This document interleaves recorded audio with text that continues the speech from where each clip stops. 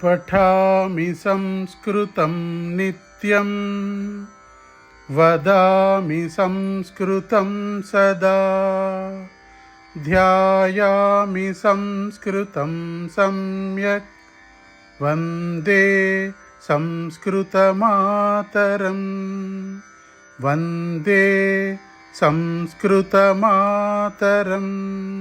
वन्दे संस्कृतमातरम्।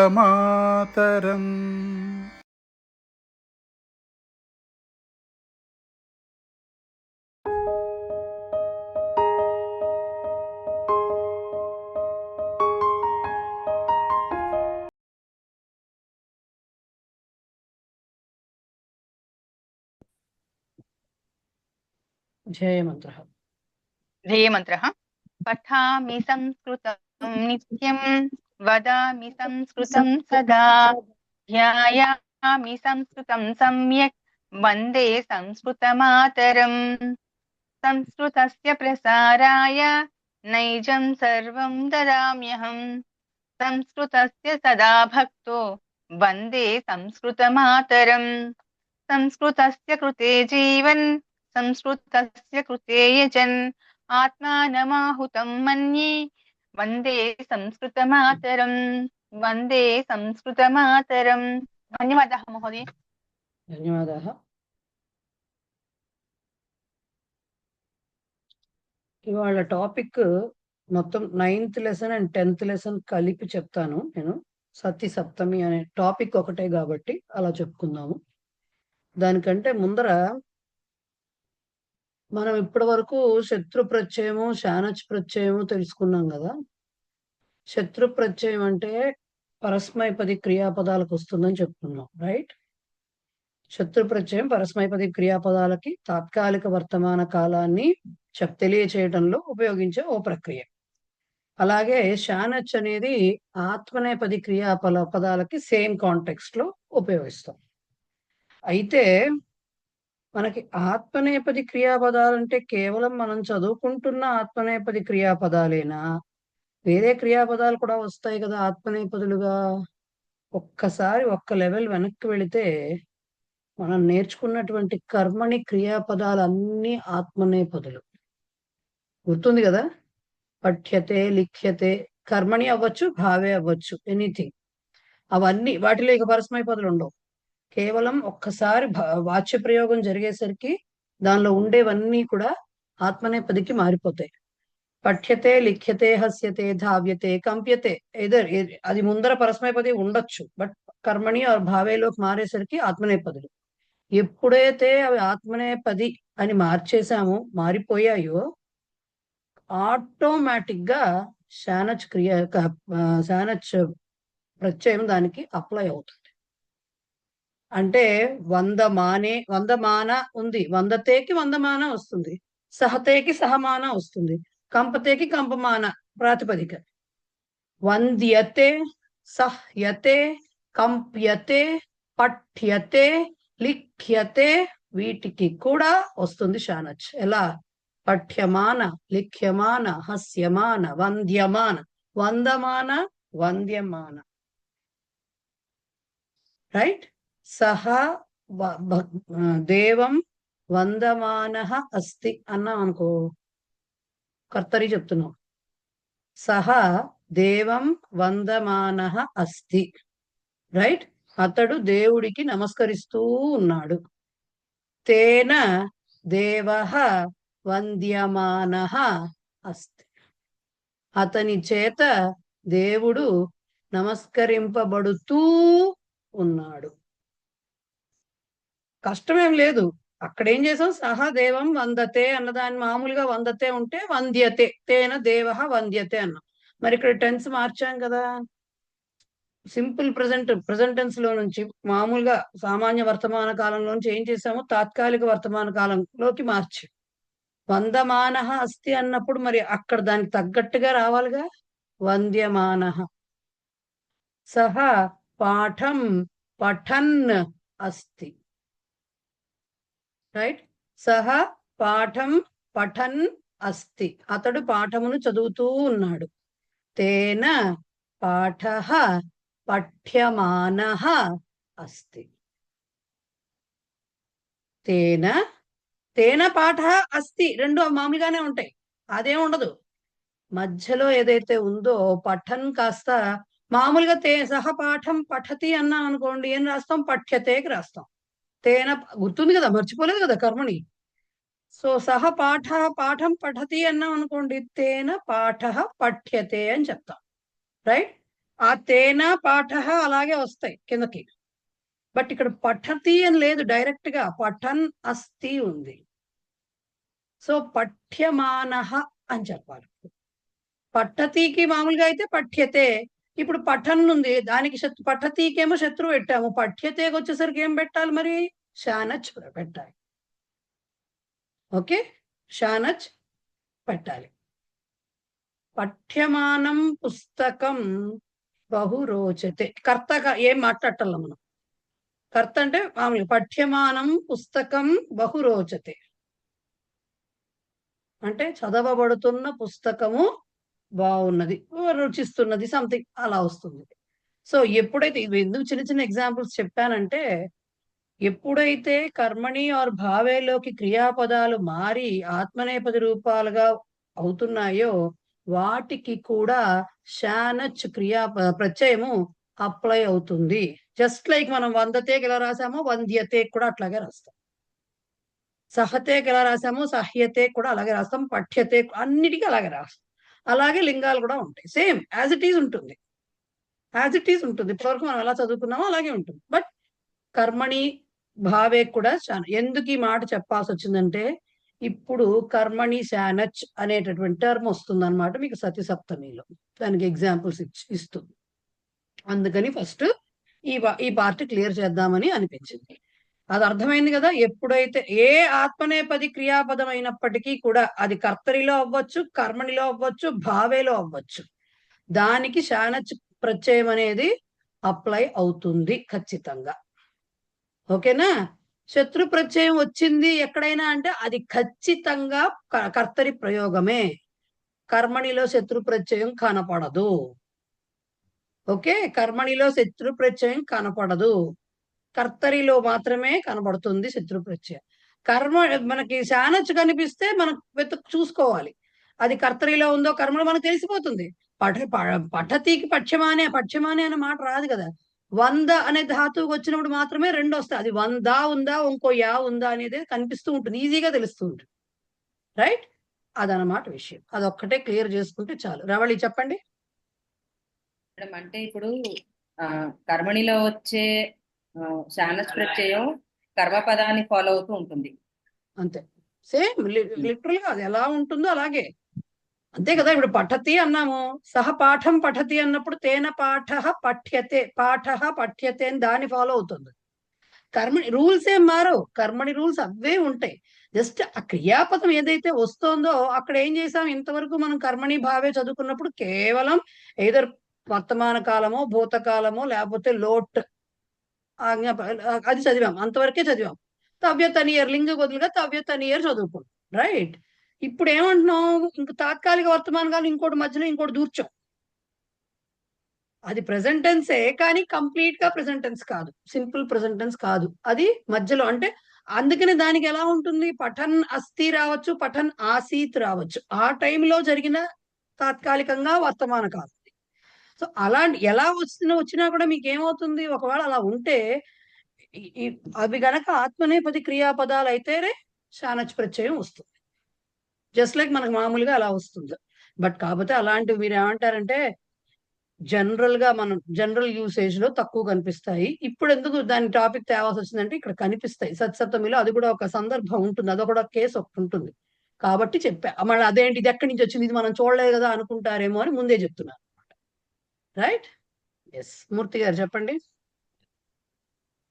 మేడం, ఇప్పుడు ఒక సెంటెన్స్ మీరు చెప్పిన దాన్ని బట్టే గమ్యమానః బాలః రోదితి అనొచ్చా? గమ్యమానః బాలః రోదితి అనకూడదు కదా. ఎలా అంటారు?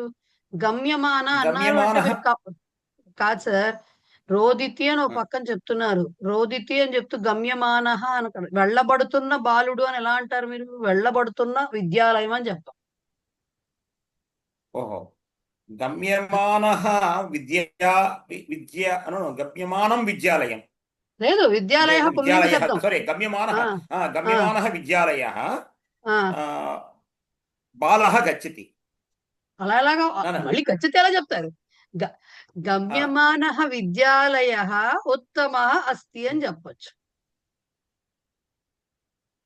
అంటే వెళ్ళబడుతున్న బాలుడు ఏడుస్తున్నాడు అన్నదానికి ఏమంటారు వెళ్ళబడు చెప్పండి? వెళ్ళబడుతున్న బాలుడు అని ఎలా చెప్తారు మీరు?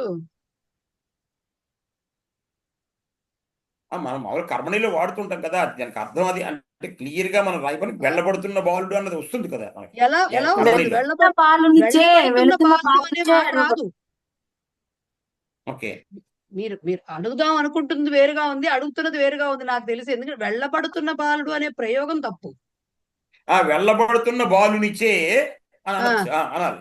వెళ్ళబడుతున్న బాలునిచ్చే ఆ ఆ, ఆ, కోతి కొట్టబడింది. చెప్పండి, మీరే వెళ్ళబడుతున్న చెప్పండి. బాలునిచ్చే కోతి మీరు చెప్పండి ఆ వాక్యం. గమ్యమానేన బాలేన, ఆ, ఓకే, గమ్యమానేన బాలేన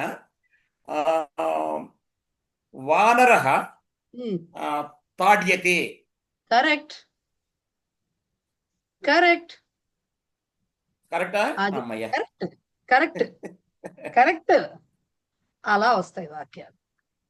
ఓకే, ఓకే, అంటే కొంచెం కరెక్ట్ లోపల రుబ్బాను. కరెక్ట్. ఓకే, సో అంటే ఎక్కువగా కనిపించవు అలాంటి ప్రయోగాలు, బట్ మనకి ఇప్పుడు కాంటెక్స్ట్ కావాల్సి వస్తుంది, అన్ని చెప్పాల్సి వచ్చింది.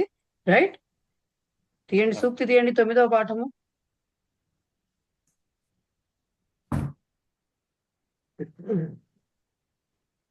అవ్యవస్థిత చిత్తస్య ప్రసాదోపి భయంకరః. అవ్యవస్థిత చిత్తస్య ప్రసాదోపి భయంకరః. ప్రసాదః అపి భయంకరః.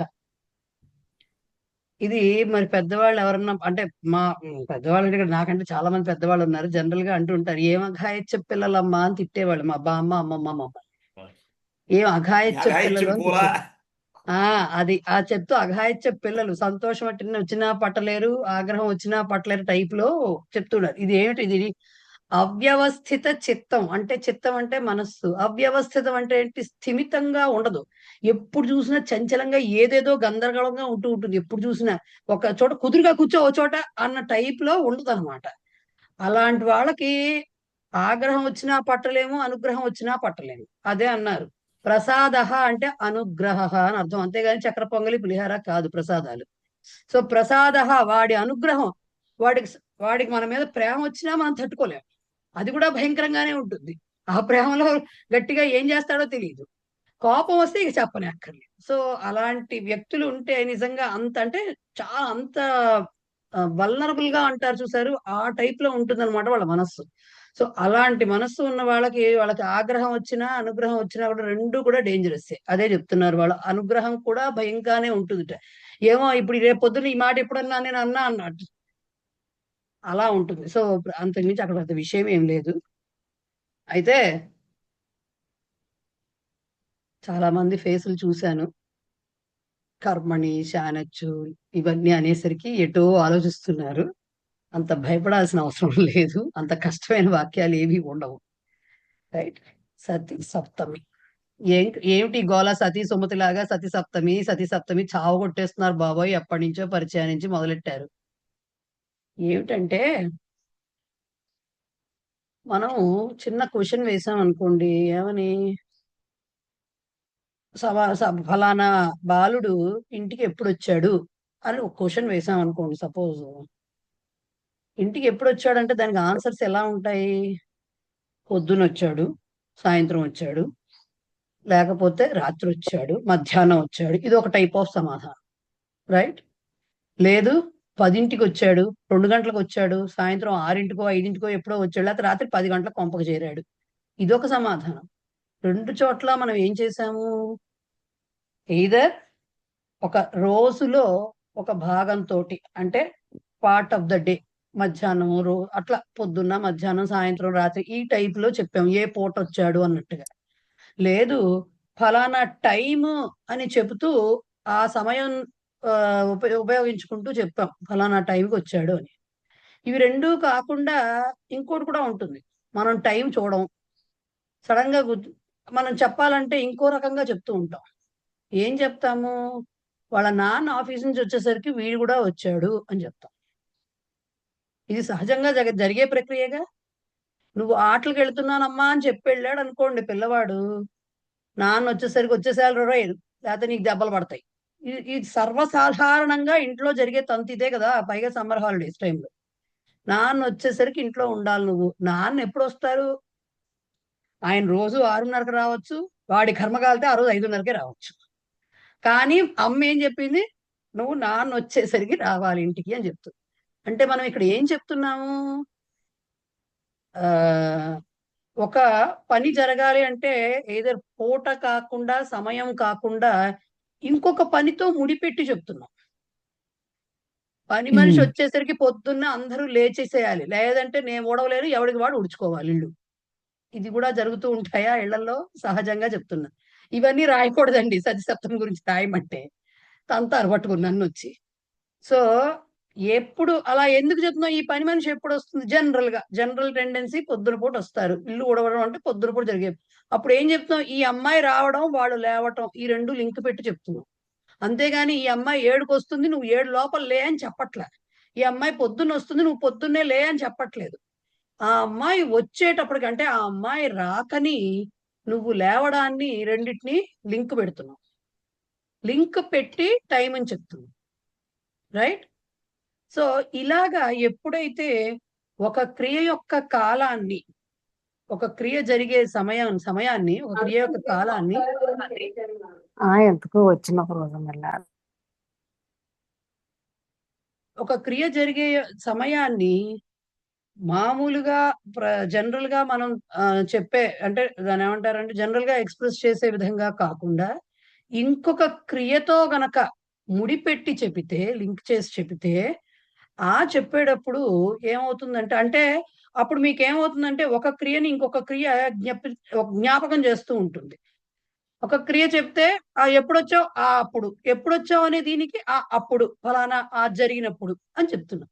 సో ఈ రెండు ఇలా లింక్ పెట్టి చెప్పే సందర్భంలో ఏం చెప్తారంటే సతి సప్తమి ఆర్ సత్ సప్తమి ఆర్ భావ లక్షణ సప్తమి అంటారు వీటిని. ఇది వాడతారు, ఈ ప్రయోగం అంటారు. అంటే ఏమిటండి? ఇప్పుడు అది అర్థమైంది. 2 పనులను లింక్ చేసి చెప్పటం, ఒక పని జరిగే సమయాన్ని రెండవ పనితో ముడిపెట్టి చెప్పటం వరకు బానే ఉంది. మరి సప్తమి ఎక్కడి నుంచి వచ్చింది? ఈ సతి ఆర్ సత్ ఎక్కడి నుంచి వచ్చింది? సప్తమి అని ఎందుకు చెప్తున్నామంటే ఆ చెప్పే విధానము, ఇప్పుడు యూజువల్ గా ఎన్ని గంటలకో చెప్తున్నాం అనుకో, పంచవాదనే, త్రివాదనే అని సప్తమి విభక్తులు చెప్తున్నామా? రైట్? లేదు మధ్యాహ్నే, సాయంకాలే ఇలా చెప్తున్నామా? ప్రాతకాలే, రాత్రౌ అని చెప్తున్నామా? క్రియ జరిగింది ఎప్పుడు అంటే అవి కూడా సప్తమిలో చెప్తున్నాం కదా. సో ఇప్పుడు అదే సప్తమిలోనే చెప్తూ ఉంటాం, కానీ చిన్న డిఫరెన్స్ ఉంటుందన్నమాట దాంట్లో. చెప్తున్నప్పుడు ఏదర్ శత్రు ప్రత్యయాన్నో, శానచ్ ప్రత్యయాన్నో ఆసరాగా తీసుకుంటూ వాటి యొక్క సప్తమి విభక్తిని చెప్తాం. శత్రు ప్రత్యయంలో సప్తమి విభక్తి అంటే ఇప్పుడు పఠన్, దానికి ఏమవుతుంది? పఠతి పఠతోహ పఠత్సు. రైట్? లిఖతి లిఖతోహ లిఖత్సు. రైట్? ఇలా వస్తుంది. శానచ్లో అనుకోండి, వందమానే వందమానయోహ వందమానేషు, అలా స్త్రీలింగంలో కూడా వందమానాయామ వందమానయోహ వందమానాసు ఇలా వస్తుంది కదా. సో ఈ రూపాన్ని ఆధారం చేసుకుని ఏకవచనమా, ద్వివచనమా, బహువచనమా, దీన్ని ఆధారంగా చేసుకుని చెప్తూ ఉంటాం. దానికి ఏం చేస్తాం? దాని పక్కన సతి ఆర్ సత్యాం ఆర్ సత్యోహ్ ఆర్ సత్సు ఆర్ సతీషు అనే రూపాలు వాడతాం. ఎక్కడి నుంచి వచ్చాయి ఇవి? అస్థి అనే క్రియాపదం ఉంది కదా, ఇన్నింటికి రాసుకున్నాము.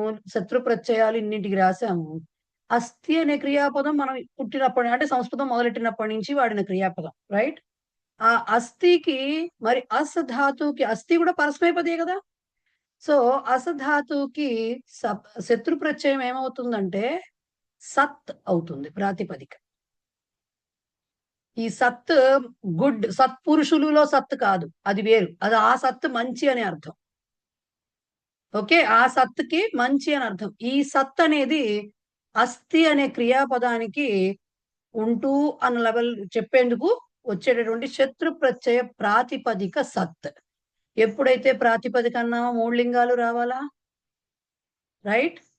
పఠన్, పఠంతి, పఠత్ 3 వచ్చాయా? సన్, సతీ, సత్ 3 వస్తాయి దీనికి. సన్, సతీ, సత్ 3 వస్తాయి. సన్ పుంలింగము, సతీ స్త్రీలింగము, సత్ అనేది నపుంసకలింగం. ఇప్పుడు మీకు అక్కడక్కడ ఎప్పుడైనా సన్ అనేది ఎక్కడైనా వస్తే అది ఉంటూ అని చెప్పడం అన్నమాట, రైట్? ఈ సన్, ఆ సన్.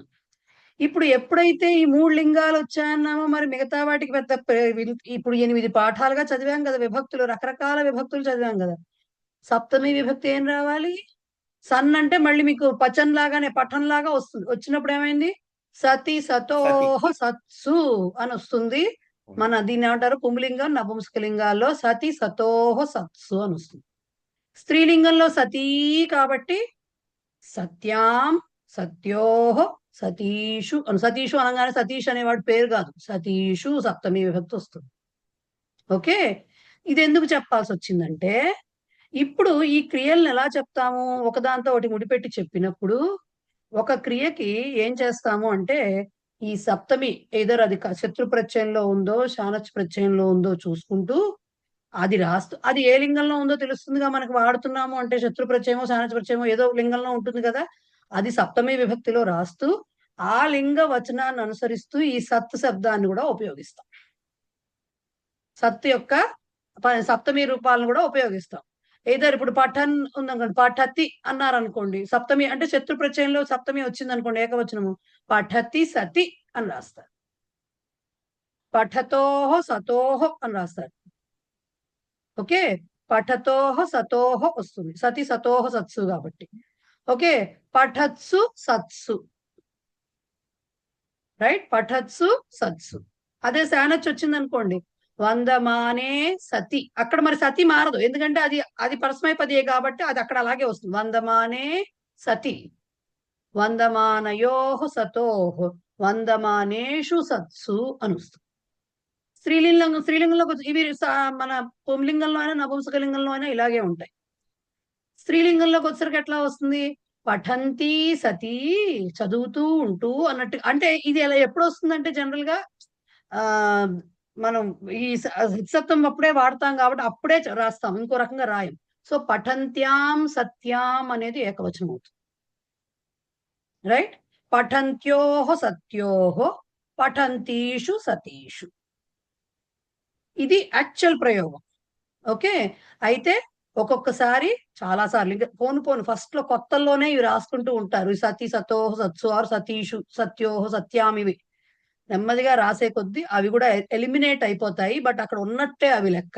ఈ రూపం ఇలా కంటిన్యూ అవుతుంది. అయితే ఇప్పుడు వాక్య ప్రయోగం ఎలా వస్తుందో మనం దాని అర్థం ఎలా చెప్పుకోవాలో తెలియాలి కదా. ఒకసారి చూడండి.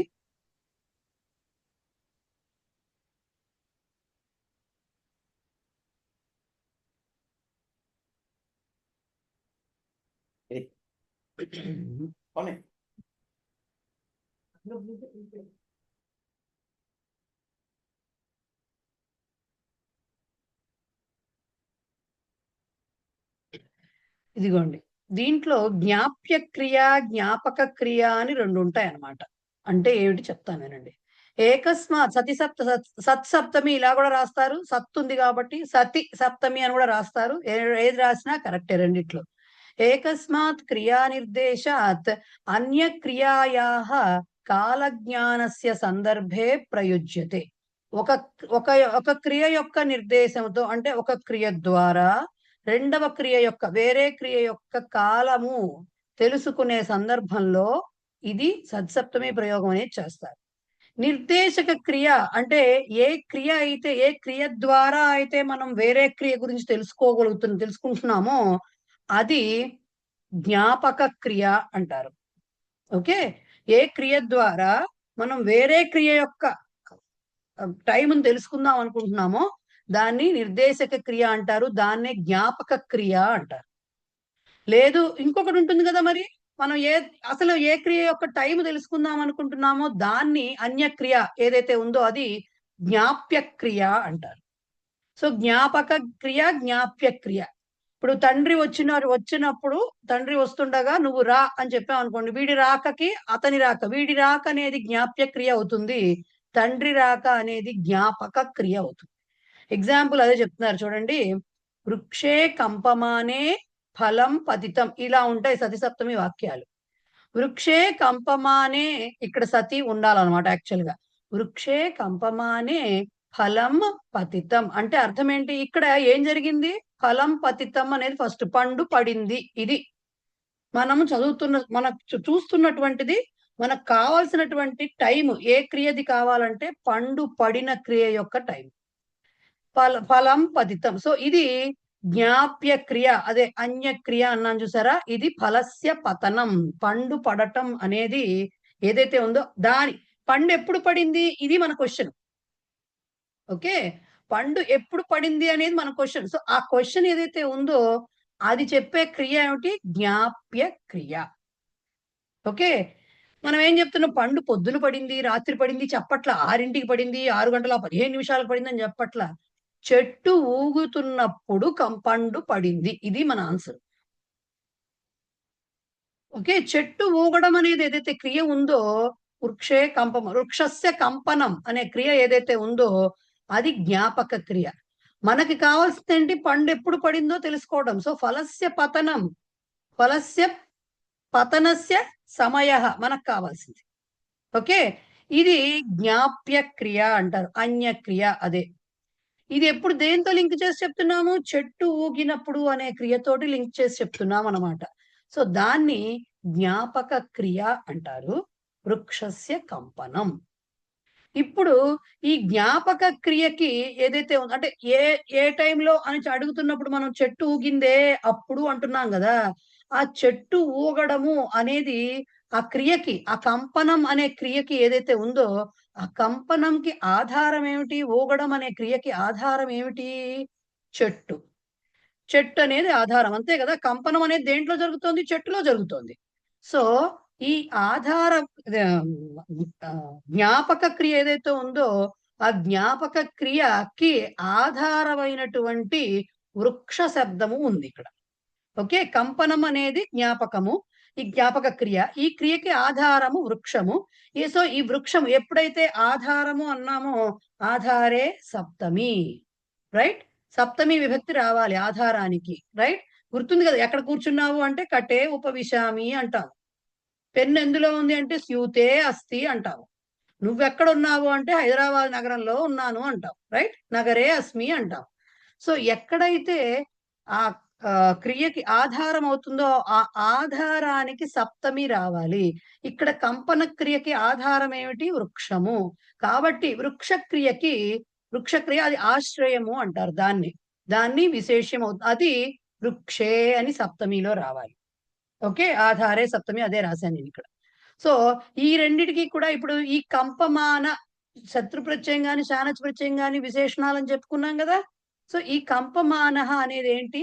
విశేషణం అవుతుంది అన్నమాట. అంటే కంపమాన వృక్ష అలా చెప్పుకోవాలి. చెట్టు ఊగుతోంది, సో ఊగుతున్న చెట్టు కాబట్టి ఈ విశేషణము కంపమానం అనేది విశేషణం అవుతుంది. దీనికి కూడా సప్తమి విభక్తి వస్తుంది. ఎందుకు? ఈ రెండు ఒకే రకంగా ఉండాలి కదా. మరి ఆధారమైనటువంటి వృక్ష శబ్దము, విశేషణమైనటువంటి కంపమాన క్రియ కూడా రెండు కూడా ఒకే విభక్తిలో ఉండాలి.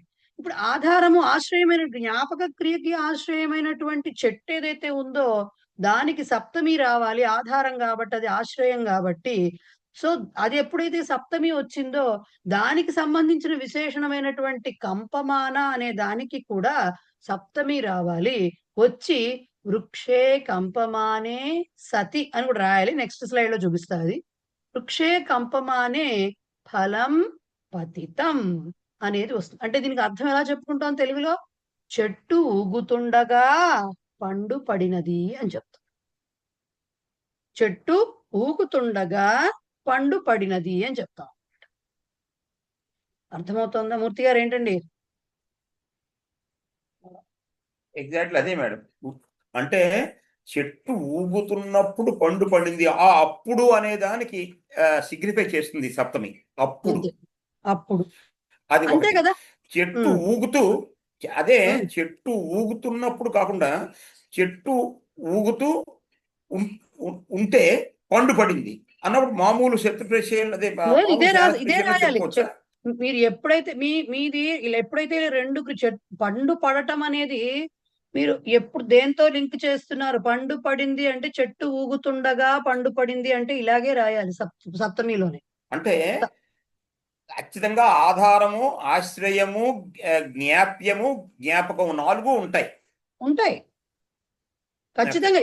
ఒకటి జ్ఞాప్య క్రియ, ఆ జ్ఞాప్య క్రియ యొక్క సమయం మనం తెలుసుకోగోరుతున్నాము. ఓకే, కానీ దాన్ని దేంతో లింక్ చేసి చెప్తాము? ఒక క్రియతో లింక్ చేస్తాం, దాన్ని జ్ఞాపక క్రియ అంటారు. ఈ జ్ఞాపక క్రియ ఏదైతే ఉందో ఆ క్రియకి సంబంధించి ఏదైతే ఆధారం ఉంటుందో, ఆ క్రియ దేంట్లో జరుగుతోందో, దేనికి సంబంధించి దేంతో జరుగుతోంది, ఎవరితో జరుగుతుంది, మనుషులైనా అవ్వచ్చు. అలాంటి ఆ క్రియ దాన్ని అదేమవుతుంది? ఈ జ్ఞాపక క్రియకి విశేష్యము అవుతుంది. జ్ఞాపక క్రియ విశేషణం కింద పరిగణించబడుతుంది. అలా అప్పుడు రెండిటికి కూడా సప్తమి రాసుకుంటాం. ఓకే, రెండిటికి కూడా సప్తమి రాసుకుంటాం. ఇంకా మీకు ఇది బాగా అర్థం అవడానికి ఇది ఈ సతి సప్తమి ప్రయోగం అనేది యదా తదా ప్రయోగం ఉందా మనకి? పరిచయాలు చదువుకున్నాం. దానికి ఆల్టర్నేటివ్ వికల్పము. మామూలుగా మనం ఎప్పుడు చెప్తాము? యదా వృక్షః కంపమానః అస్తి ఆర్ ఆసీత్, యదా వృక్షః కంపమానః ఆసీత్ తదా ఫలం పతితం, ఇది మనం చెప్పేది. ఓకే, ఇది అలా చెప్పేది. కానీ ఈ యదా తదా చెయ్యకుండా ప్రౌఢ శైలి ఏంటంటే, యదా తదాలో రాసుకోవచ్చు, తప్పేమీ లేదు. ఏమిటంటే ఈ జ్ఞాపక క్రియకి సంబంధించినటువంటి క్రియాపదానికి అండ్ దాని యొక్క విశేషానికి రెండిటికి కూడా సప్తమి విభక్తి పెట్టి రాస్తారు. అప్పుడు ఇక యదాలు తదాలు ఇవేవి ఉండవు. అలా రాసినప్పుడు వాక్యం ఇప్పుడు ఇది సేమ్ వాక్యం యదా వృక్షః కంపమానః ఆసీత్. ఆసీత్ ఎందుకు రాసాం? పతితం అని ఇచ్చారు కాబట్టి ఆసీత్ పెట్టాలి. అలా కాకుండా పతతి అని ఇచ్చారు అనుకోండి, అస్థి రాసుకోవచ్చు. యదా వృక్షః కంపమానః అస్తి ఆసీత్ తదా ఫలం పతితం. తదా అప్పుడు అని చెప్పడం. ఎప్పుడైతే అప్పుడు అని. ఈ ఎప్పుడైతే అప్పుడు రెండిటికి క్లాస్ తీసేసి వృక్షే కంపమానే సతి ఫలం పతితం అని చెప్తారు. ఖచ్చితంగా యదా తదా ప్రయోగానికి వికల్పము ఈ సతి సప్తమి. రైట్, అర్థమవుతుందా? మంగిపూడి వారు చెప్పండి సార్. అమ్మా, ఇది వృక్షాత్ కంపమానాత్ ఫలం పతితం అని కూడా ఉంటుంది కదా. అలా చెప్పకూడదు. అదే దాని అర్థమే. అసలు వృక్షాత్ కంపమానాత్ కాదు, కంపమానాత్ వృక్షాత్ ఫలం పతితం. అప్పుడు అలా మామూలుగా ఉంది. అప్పుడు మామూలుగా ఉంది. ఊగుతున్న చెట్టు నుండి పండు పడింది. అక్కడ వేరు, చెట్టు నుండి పడింది. ఇక్కడ అట్లా చెప్పట్లా, చెట్టు ఊగుతుండగా పండు పడింది అంటున్నాం. రెండింటికి డిఫరెన్స్ లేదు, తేడా ఉంది. రెండు చిన్న తేడా ఉంటుంది. టైం చెప్తోంది ఇక్కడ, అక్కడ టైంతో సంబంధం లేదు. పండు ఎక్కడి నుంచి పడింది, ప్లేస్ కావాలి దానికి. రైట్, ఒక రకంగా అనుకోవచ్చు మేడం. ఏంటండి? ఒక రకంగా ఒకటి మెయిన్ క్లాస్ అవుతుంది, దాని డిపెండెంట్ ఏమో జ్ఞాప్యము, మెయిన్ జ్ఞాపకం. అంతే కదా మేడం? ఒకటి మెయిన్, దానికి డిపెండెంట్ ఉంటుంది ఖచ్చితంగా ఒకటి, అది జ్ఞాప్యం. అంతే అంతే. ఇప్పుడు మనము రెండు పనులు ఒక దాంట్లో జరుగుతున్నాయని తెలుస్తూ ఉంటుంది ఖచ్చితంగా కదా. రెండు ఇక్కడ తెలుస్తుంది కదా, రెండు పనులు జరుగుతున్నట్టు తెలుస్తుంది. ఇప్పుడు మీకు కంపమానాత్ వృక్షాత్ ఫలం పతితం అన్నాం అనుకోండి, దానికి ఏం గురించి చెప్తున్నారు. అది ఒకటే క్రియ. ఇక్కడ అట్లా కాదు, అది జరుగుతోంది, అది జరుగుతుండగా ఇది జరుగుతుంది. నేను ఇలా ఇంట్లోంచి వెళ్తున్నాను, చుట్టాలు వచ్చారు. నేను వెళ్తుండగా చుట్టాలు వచ్చారు. నేను మాట్లాడుతుండగా ఫోన్ వచ్చింది. నేను ఆ పక్కింటి వాళ్ళతో మాట్లాడుతుండగా ఇక్కడ మాట్లాడటము జరుగుతోంది, సేమ్ అదే టైంలో ఫోన్ వచ్చింది. రైట్. సో ఇలాగా ఖచ్చితంగా మీరు యథాతథ వాక్యాలు ఏవైతే చదువుకున్నారో పరిచయాలు, వాటన్నిటినీ కూడా సేమ్ సతి సప్తమిలోకి రాసుకోవచ్చు. అయితే సతి సప్తమి వాడేటప్పుడు కొంచెం నియమాలు ఇలా ఉంటాయన్నమాట. ఇలా వాటి రెండిటికి కూడా సప్తమి పెట్టాలి. ఇక్కడ కంపమానే వచ్చింది, అలా కాదు వేరే వాక్యం ఉందనుకోండి, గతేతు తస్మిన్ భరతే, గతేతు తస్మిన్ ఇలా ఉంది. చదివామా? గతే భరతే అంటే ఏంటి? భరతుడు వెళుతుండగా వెళ్ళగా అని చెప్పాం మనం. గత అని వాడాం అక్కడప్పుడు మనం, రైట్? సో ఇలాంటి ఇంకా అవి వస్తాయి నెమ్మదిగా. ఇంకేమేమి వేటిలో ఏవేవి యూజ్ చేసి సతి సప్తమిని వ్యక్తీకరించవచ్చు అనేది వస్తాయి. ఇక్కడ వరకు అర్థమైంది కదా? మనం తెలుసుకోవాలి, ఏ క్రియ యొక్క సమయం తెలుసుకోవాలనుకుంటున్నామో అది జ్ఞాప్య క్రియ. ఓకే, దేని ద్వారా అయితే ఈ జ్ఞాప్య క్రియ యొక్క సమయాన్ని తెలుసుకుంటామో, ఏ క్రియ ద్వారా, అది జ్ఞాపక క్రియ. ఇప్పుడు ఈ జ్ఞాపక క్రియకి ఏదైతే ఉంటుందో దానికి ఎయిదర్ ఇప్పటి వరకు ఈ స్లైడ్ వరకు ఎయిదర్ శత్రు ఆర్ శానచ్ వస్తుంటుంది. అది కూడా సప్తమి విభక్తిలో ఉంటుంది. దానికి ఆధారమైనటువంటిది ఉంటుంది, ఒక నౌన్ ఉంటుంది. ఆ నౌన్ కూడా సప్తమిలో వస్తుంది, బికాజ్ అది ఆధారం కాబట్టి సప్తమిలో వస్తుంది. అది దీనికి విశేష్యం కాబట్టి ఈ రెండు కూడా సప్తమిలో వస్తూ ఉంటాయి. ఇంతవరకు అర్థమైంది కదా, రైట్? సో ఇగో ఇందాక నేను చెప్పా కదా, సత్ అనేది అస్థి శబ్దానికి మీకు దాన్ని ఏమంటారు, శత్రు ప్రత్యయ రూపము. సప్తమి రూపంలో ఏమొస్తుందంటే పుంలింగం నపుంసలింగాల్లో సతి సతోహ సత్సు అని వస్తుంది. స్త్రీలింగంలో సత్యాం సత్యోహ సతీషు అని వస్తుంది. ఓకే, అధ్యాహార శబ్దం అవుతుంది అనమాట. పక్క నుంచి తెచ్చుకుంటాం, రాయొచ్చు రాయకపోవచ్చు, అది పర్వాలేదు. ఇదిగో రాసే చూసారా, యదా తదా ప్రయోగస్య వికల్ప ఏషః ప్రయోగ. ఓకే, యదా తదా ప్రయోగానికి వికల్పం ఇది. సో వృక్షే కంపమానే ఫలం పతితం అన్న, వృక్షే కంపమానే సతి, ఈ సతి అన్నమాట ఇది, సతి ఫలం పతితం అన్న, యదా వృక్ష కంపమానః ఆసీత్ తదా ఫలం పతితం అన్న, ఈ మూడు వాక్యాలకి ఒక్కటే అర్థము. చెట్టు ఊగుతుండగా పండు పడింది, ఇదే అర్థము. ఇంతవరకు అర్థమైందా? క్లియరా? ఎస్. ఇప్పుడు ఈ విభిన్నై ప్రత్యయాంతై అపి అభివ్యక్తి అంటే ఇవి ఎందుకు వస్తాయంటే, ఊగుతుండగా అన్నప్పుడు మీకు శత్రు ప్రత్యయమో శానత్ ప్రత్యయమో రావాలి. ఆ తుండగా ఊగుతూ ఉన్నప్పుడు అని చెప్పాలంటే, వెళ్తూ ఉన్నప్పుడు, చదువుతూ ఉన్నప్పుడు, ఇలాంటివి.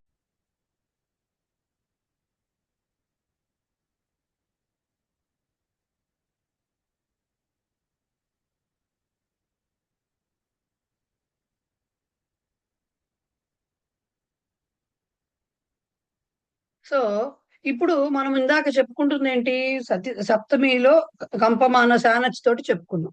అలా కాకుండా మనకు ఒక్క శత్రు శానచ్ ప్రత్యయాలే కాకుండా కూడా వివిధ రూపాలు ఉన్నాయి కదా, వాటిని కూడా యూజ్ చేస్తూ చెప్పొచ్చు అనమాట. ఎట్లాగా 6 రకాలుగా, తెలుగు పుస్తకంలో 5 రకాలే ఇచ్చారు, ఇంగ్లీష్ పుస్తకంలో 6 రకం కూడా ఇచ్చారు. సో అన్ని నేను ఇక్కడ లిస్ట్ చేశాను. ఒకటి శత్రు ప్రత్యయం ఉపయోగించి చెప్పొచ్చు. యానే గచ్చతి సతి, ఇది శత్రు ప్రత్యయం. ఓకే, ఇప్పుడు ఇందాక మనం వృక్షే కంపమానే అని రాసిందేమో శానచ్ ప్రత్యయం డైరెక్ట్ గా. సో శానచ్, కర్తరి శానచ్ అన్నాం అందుకనే ఇక్కడ. ఓకే, కంపమానే, ఇక్కడ సస్యేషు వర్ధమానేషు సత్సు, ఇది దానికి ఎగ్జామ్. ఓకే, శానచ్ ప్రత్యయాన్ని. ఇవి రెండు సింపుల్, బాగా క్లియర్ గా తెలిసేందుకు. శానచ్ కర్మణి అంటే ఇందాక అన్నాను కదా, కర్మణిలో కూడా వస్తాయి, కర్మణి క్రియాపదాలకు కూడా శానచ్ ప్రత్యయం వస్తుంది అని చెప్పాము. పఠతికి పఠ్యమానే వస్తుంది, పఠ్యతేకి పఠ్యమానే వస్తుంది, పఠ్యమాన వస్తుంది. సో ఇక్కడ పుస్తకే పఠ్యమానే అని శానచ్ తోటి, ఇవన్నిటికీ ఎగ్జాంపుల్స్ వస్తాయి, మీకు చెప్పినప్పుడు బాగా అర్థమవుతుంది. సో పుస్తకే పఠ్యమానే అని జ్ఞాపక క్రియకి శానచ్ కర్మణి ద్వారా కూడా చెప్పచ్చు. ఓకే, శానచ్ కర్మణి ద్వారా కూడా చెప్పచ్చు. అలా కాకుండా తా ప్రత్యయం కూడా మీకు తెలుసు కదా, కర్తరి కర్మణి రెండిట్లో కూడా రాస్తాం, రైట్? సో కర్తరిలో కూడా చెప్పచ్చు, బాలికాసు గతాసు సతీషు, ఇది స్త్రీలింగం తీసుకున్నా అంతే నేను మీకు. గతేతు తస్మిన్ భరతే అన్నప్పుడు గతేతు అన్న చోట గత శబ్దం వాడాము అంటే అదేమవుతుంది, కర్తరిలో తా ప్రత్యయం అవుతుంది. సో కర్తరి తా ఉపయోగించి చెప్పచ్చు, కర్మణి తా ఉపయోగించి చెప్పచ్చు, తవతు ప్రత్యయం ఉపయోగించి కూడా చెప్పచ్చు. ఓకే, తవతు ప్రత్యయం ఉపయోగించి కూడా చెప్పచ్చు. కర్మణిక్త అంటే కార్యే కృతే అని వస్తుంది. దీనికి అర్థాలు ఎలా చెప్పుకోవాలి అనేది నేను చెప్తా. సో ఎలా చెప్పొచ్చు, ఫస్ట్ శత్రు ప్రత్యయం, అది కర్తరిలోనే ఉంటుంది. అలా కాకుండా శానచ్, కర్తరి శానచ్, కర్మణి శానచ్ రెండూ చెప్పొచ్చు. తా కర్తరి దాన్ని ఏమంటారు తా కర్మణి తా రెండు ఉపయోగించి చెప్పొచ్చు. అలా కాకుండా తవతు ప్రత్యయం ఉపయోగించి కూడా చెప్పొచ్చు. ఓకే, వెళ్ళగా అని వాడతామా? వెళ్ళగా పడిపోగా అంటే భూతకాలం చెప్తున్నాం అక్కడ. శత్రు శానత్ చెప్తున్నామంటే అర్థం ఏంటి? వర్తమాన కాలమే జరుగుతోంది ఇంకా. వెళుతుండగా, ఓకే, వెళుతుండగా, వెళ్ళబడుతుండగా ఇట్లాంటి మాటలు వస్తాయి. చదువుతుండగా, చదవబడుతుండగా ఇవి వస్తాయి. ఓకే, అలా కాకుండా తా చెప్పామనుకోండి, తాలో కర్మణి కర్తరి అంటే క్రియాపదాలని బట్టి వెళ్ళగా అని చెప్పొచ్చు. తవతు కూడా చెప్పుకోవచ్చు. మాతరి దృష్టవత్యాం అనేది అంటే తల్లి చూసేసరికి, తల్లి చూడగా అన్నప్పుడు కర్తరిలోనే ఉంటుంది, కానీ తల్లి చూడటం అనే క్రియ జరిగిపోతుంది. సో సతి సప్తమి యొక్క ఎక్స్ప్రెషన్ అభివ్యక్తి అనేది ఈ 6 రకాల క్రియలు ఉపయోగించుకుంటూ జరగచ్చు. అన్నిటికీ మీకు ఎగ్జాంపుల్స్ ఉన్నాయి, ఒకటొకటి చదువుతూ నేను చెప్తాను. ఏం మల్లీశ్వరి గారు నిద్ర వస్తుందా ఏంటి? మేడం ఇప్పుడు ఇక్కడ తవతులో మాతరి దృష్ట్యాం అని కూడా అనొచ్చా? అనకూడదు. ఎట్లా అంటారు? దృష్టాంత తా ప్రత్యయం తా ప్రత్యయం తా ప్రత్యయము తా ప్రత్యయంలో దృష్ట్యాం అని ఎలా వస్తుందమ్మా అసలు? దృష్ట్యాం అంటే దృష్టి. దృష్టాయాం దృష్టాయాం మాతరి దృష్టాయాం అని ఎలా దృష్టः వస్తుంది? దృష్టः దృష్టాం. ఒక నిమిషం. సప్తమి తా ప్రత్యయము కర్తరిలో వాడాలి అంటే కొన్ని సెట్ ఆఫ్ క్రియాపదాలకే ఉంది, అన్నిటికీ వాడలేము. గుర్తొచ్చిందా? మనకి ఎక్కువగా తగిలేది గత, గమ్ ధాతువుకే తగులుతాయి ఎక్కువగా మనకి. అన్నిటికీ వాడలేము. ప్రతిదానికి తా కర్తరిలో వాడకూడదు. తా అనేది యాక్చువల్ గా కర్మణికి సంబంధించింది. కొన్ని సెలెక్టెడ్ క్రియాపదాలకి మాత్రమే తా కర్తరిలో కూడా వాడచ్చు. సో దీనికి వాడలేం. మరి అటువంటిప్పుడు అలా వాడలేని చోట మరి భూతకాలం చెప్పాలంటే ఏం చేయాలి? తవతూనే గతి. తవతు చెప్పామంటే దాంట్లో మరి తవతులో మీరు ఇదివరకు చెప్పలేదు కదా, చదవలేదు, మీరు విభక్తులు చదవలేదు ప్రవేశాలు. కానీ నేను అన్నాను కదా భవాన్ శబ్దం లాగా వస్తాయి అవన్నీ అని చెప్పాను. సో అలా వచ్చిందనమాట. దృష్టవతికి దృష్టవత్యాం అని వస్తుంది. ఓకే, ఇవి జస్ట్ ఈ రూపాలు ఇలా గుర్తుపెట్టుకోండి. వీటి ఉపయోగించుకుంటూ మనము చెప్పచ్చు. ఈ రకరకాల ప్రత్యయాంతాలను ఉపయోగించుకుంటూ మన సతి సప్తమి అనే ప్రయోగాన్ని చెప్పచ్చు. అవి ఏంటనేవి ఒక్కొక్క వాక్యం ఇప్పుడు నేను మీకు చెప్పుకుంటూ వస్తా కాబట్టి మీకు అర్థమవుతుంది. ఇంతవరకు క్లియరా? ఒక క్రియ యొక్క సమయాన్ని వేరొక క్రియతో ముడిపెట్టి చెప్పటాన్ని సతి సప్తమి అంటారు. ఆ చెప్పేటప్పుడు ఏ క్రియ యొక్క సమయం మనం తెలుసుకోగోరుతున్నామో దానిని జ్ఞాప్య క్రియ అంటారు. దేని ద్వారా అయితే ఈ క్రియ సమయాన్ని తెలుసుకుంటున్నాం, జ్ఞాప్య క్రియ యొక్క సమయాన్ని తెలుసుకుంటామో దాన్ని జ్ఞాపక క్రియ అంటారు. జ్ఞాపక క్రియకు సంబంధించింది ఆ క్రియాపదం ఏదైతే ఉంటుందో అది ఈ 6 రకాల్లో దేంట్లో అయినా ఉండొచ్చు. ఇప్పుడు మీకు స్క్రీన్ మీద కనబడుతున్న 6 రకాల్లో జ్ఞాపక క్రియ యొక్క క్రియాపదము ఈ 6 రకాల్లో దేంట్లో అయినా ఉండొచ్చు. ఉంటూ దానికి ఆధారమైనది ఉంటుంది కదా, జ్ఞాపక క్రియకు సంబంధించిన ఆధారం ఒకటి ఉంటుంది, ఆశ్రయం ఒకటి ఉంటుంది, నౌన్, అది విశేష్యం. అది సప్తమిలో రావాలి. ఈ 6 రకాల ప్రయోగాల్లో ఏది ఎంచుకున్నా కూడా అది కూడా సప్తమిలోనే రావాలి జ్ఞాపక క్రియకి సంబంధించి. మీరు పక్కన సతి అనేది అధ్యాహార శబ్దం, అది రాస్తారా రాయరా లింగాన్ని బట్టి వచనాన్ని బట్టి అది పక్కన విషయం. రాసినా రాయకపోయినా ఇవి రెండు ఇలాగే ఉంటాయి. అందుకనే అవన్నీ బ్రాకెట్ లో ఇచ్చాం. ఎందుకంటే మీకు ఎగ్జామ్ లో కూడా రేపు పొద్దున అవి ఇస్తారు, రాస్తారా రాయరా అనేది అది పర్వాలేదు, రాయకపోయినా పర్వాలేదు, రాసినా పర్వాలేదు. ఓకేనా? ఇది బేసిక్ గా సతి సప్తమి ప్రయోగం అంటే. ఇప్పుడు వాక్యాలు చదువుతూ ఒక్కో దాంట్లో తెలుగులో చెప్పండి మేడం ఈ 6 ఒకసారి. మేడం ఆ తెలుగులో ఒకసారి చెప్పండి 6. 6 అర్థాలు చెప్తా వస్తున్నా. యానే గచ్చతి సతి అంటే యానము బస్సు వెళుతుండగా. ఓకే, ప్లెయిన్ కర్తరి, బస్సు వెళుతుండగా మనకు తెలిసిన విషయమే. కర్తరి సస్యేషు వర్ధమానేషు సత్సు, పంటలు పెరుగుతుండగా. ఇది శానచ్, మామూలు మనకు తెలిసిన శానచ్. ఓకే ఓకే, పంటలు పండుతుండగా అంటే పెరుగుతుండగా, పండుతుండగా పెరుగుతుండగా. పుస్తకే పఠ్యమానే, ఇది కర్మణి శానచ్, పుస్తకము చదవబడుతుండగా. పుస్తకము చదవబడుతుండగా.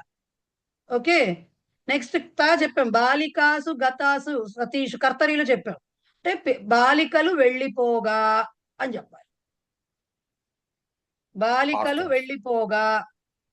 ఓకే, కర్తరిక్తాకి మామూలు తవతు కూడా మీ తెలుగులో అర్థం ఒకలానే చెప్పుకోవచ్చు, కానీ కొన్ని సెలెక్టెడ్ వెర్బ్స్ కే తా కూడా చెప్పుకోవచ్చు. ఇది సేమ్ బాలికాసు గతాసు సేమ్ ఇదే బాలికాసు గతవతీషు అని కూడా చెప్పుకోవచ్చు, తప్పులేదు. ఒక గమ్ ధాతుగా ఆ ఫ్లెక్సిబిలిటీ ఉంటుంది. బాలికలు వెళ్ళిపోగా. రామేణ కార్యే కృతే సతి, రామునిచే కార్యము చేయబడగా. కర్మణి అవుతోంది, Past. భూతకాలం వస్తుంది. రామునిచే మోహనే ఆ తరతి అని వర్బ్ తీసుకుని దాంతో మనం చెప్పచ్చా మహోదయ? అదే అంటే బాలికాసు గతాసు ఉంది కదా, అదే తాప్రత్యంలో కర్తరిలో తరతి అనే దానికి మనం ఎలా అంటే ఈదుతుండంగా అని చెప్పడానికి. ఈదుతుండగా అని చెప్పినప్పుడు బాలికాసు తరంతీషు అని చెప్తాం, అది శత్రు ప్రత్యయంలోకి వచ్చేస్తుంది ప్లెయిన్. ఓహో, అది ఓకే. అది ఈదడం అనేది మీరు చెప్తున్నది అంటే అదే అంటున్నాను. మీరు ఈదుతుండగా అని చెప్పాలనుకోండి, ఓకే, ఈదుతుండగా అంటే అది శత్రు ప్రత్యయమే రావాలి ఖచ్చితంగా. ఈదగా అని కష్టం ఉంది. ఈదగా అని ఈదగా. పాస్ చెప్పారనుకోండి, పాస్ట్ టెన్స్ కాదండి, ఈదుతుండగా మొసలి కనిపించింది అని చెప్పాలనుకోండి అసలు exact. ఓకే, బాలికాసు ఇప్పుడు అది కూడా అంతే. బాలికాసు తరంతీషు సతీషు మకరః దృష్టః. ఆహా. అప్పుడేం చేస్తా తాభిహి మకరః దృష్టః, మళ్ళీ అలా చదవాలి. అలా చెప్పకు, వారిచే చూడబడింది అనాలి, లేదంటే జస్ట్ కనపడింది అంటే ఇంకెవరి చేతో చెప్పము. అలా చెప్పకుండా బాలికలు దృశ్యతే ఈదగా అని చెప్పండి. కాదు కాదు, బాలికలు ఈదుతుండగా మొసలి కనిపించినది. కనిపిస్తున్నది అంటే దృశ్యతే అని చెప్తాం, కనిపించినది అంటే దృష్టః అని చెప్తాం. మీరు ఎలా చెప్దాం అనుకుంటున్నారని మీ మీద డిపెండ్ అయి ఉంటుంది. ఓకే ఓకే మోదీ, అర్థమైంది. అప్పుడు కర్మణిలోకి వెళ్తుంది అది. ఏంటది? దృష్ట అన్నప్పుడు నేను అందుకే అంటున్నా, ఇప్పుడు దృష్టః అనే చోటు చెప్పామనుకోండి, ఎవరి చేత చూడబడింది మనం మెన్షన్ చెయ్యట్లేదు అక్కడ. జస్ట్ మనం ఏమంటున్నాము, బాలికలు ఈదుతుండగా మొసలి కనపడింది. కనపడింది ఎవరికి కనపడింది? బాలికలు కనపడొచ్చు, ఒడ్డునున్న వాళ్ళకి కనపడొచ్చు, ఎవరికైనా కనపడొచ్చు. సో ఇక్కడ కర్త అక్కర్లేదు. లేదు లేదు, మీరు అది బాలికల చేతే చూడబడిందని చెప్పాలనుకోండి, తాభిహి మకరః దృష్టః అని చెప్పండి, తప్పే ఉంది. ప్రయోగం తీసుకురావచ్చు. అప్పుడు కర్మణి అవుతుంది మహోదయ. అదే అంటున్నానండి, కర్మణి వాక్యమే, ఎందుకంటే దృష్టః అని చెప్తున్నాం కాబట్టి. కానీ ఈ బాలికాసు రాదు. ఆ క్లాజ్ లోకి రాదు. మకరః దృష్టః కర్మణి రాదు. ఓకే, ఈ మకరః దృష్టః, చెప్పారు. మకరః దృష్టః అనేది కర్మణి. మకరః దృష్టః వెన్, ఎప్పుడు, అది మనం ఎలా చెప్తున్నాము. బాలికలు ఈదుతుండగా,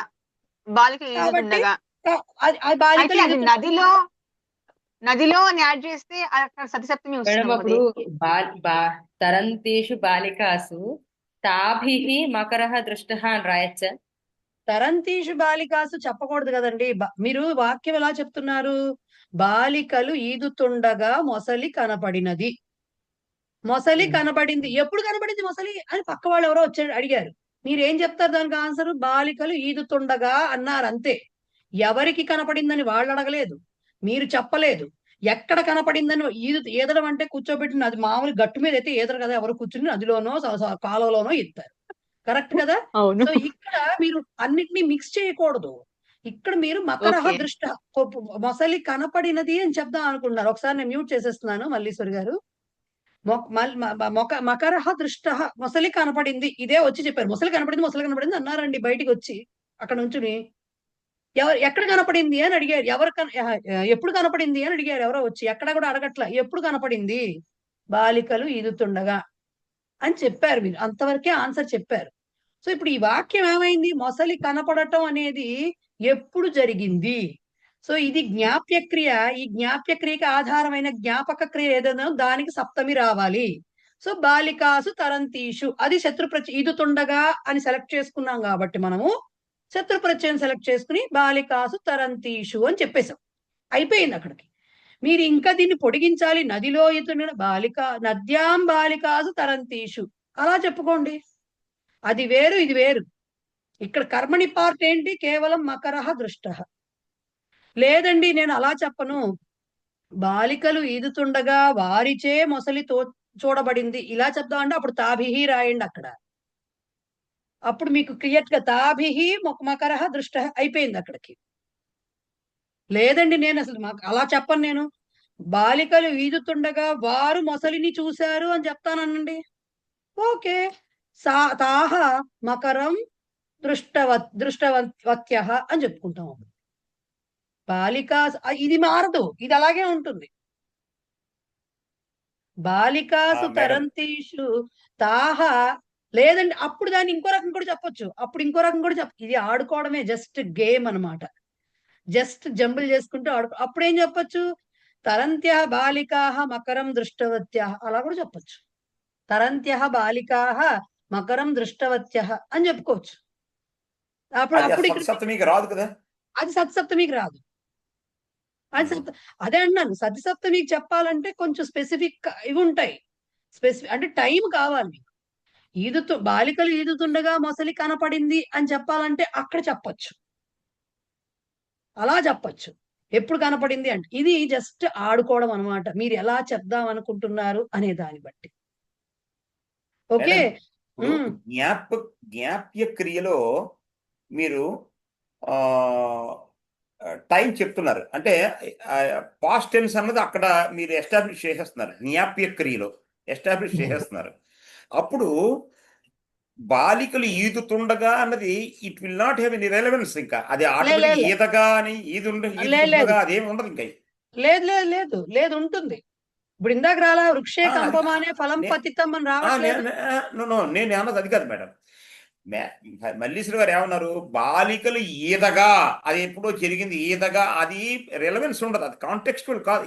ఈదగా అప్పుడు కూడా ఈదుతుండగా కదా, అప్పుడు కూడా ఈదుతుండగానే. Correct. That is what I want to tell. Correct. ఆ టైంలో కూడా ఈదుతుండగానే అంతే.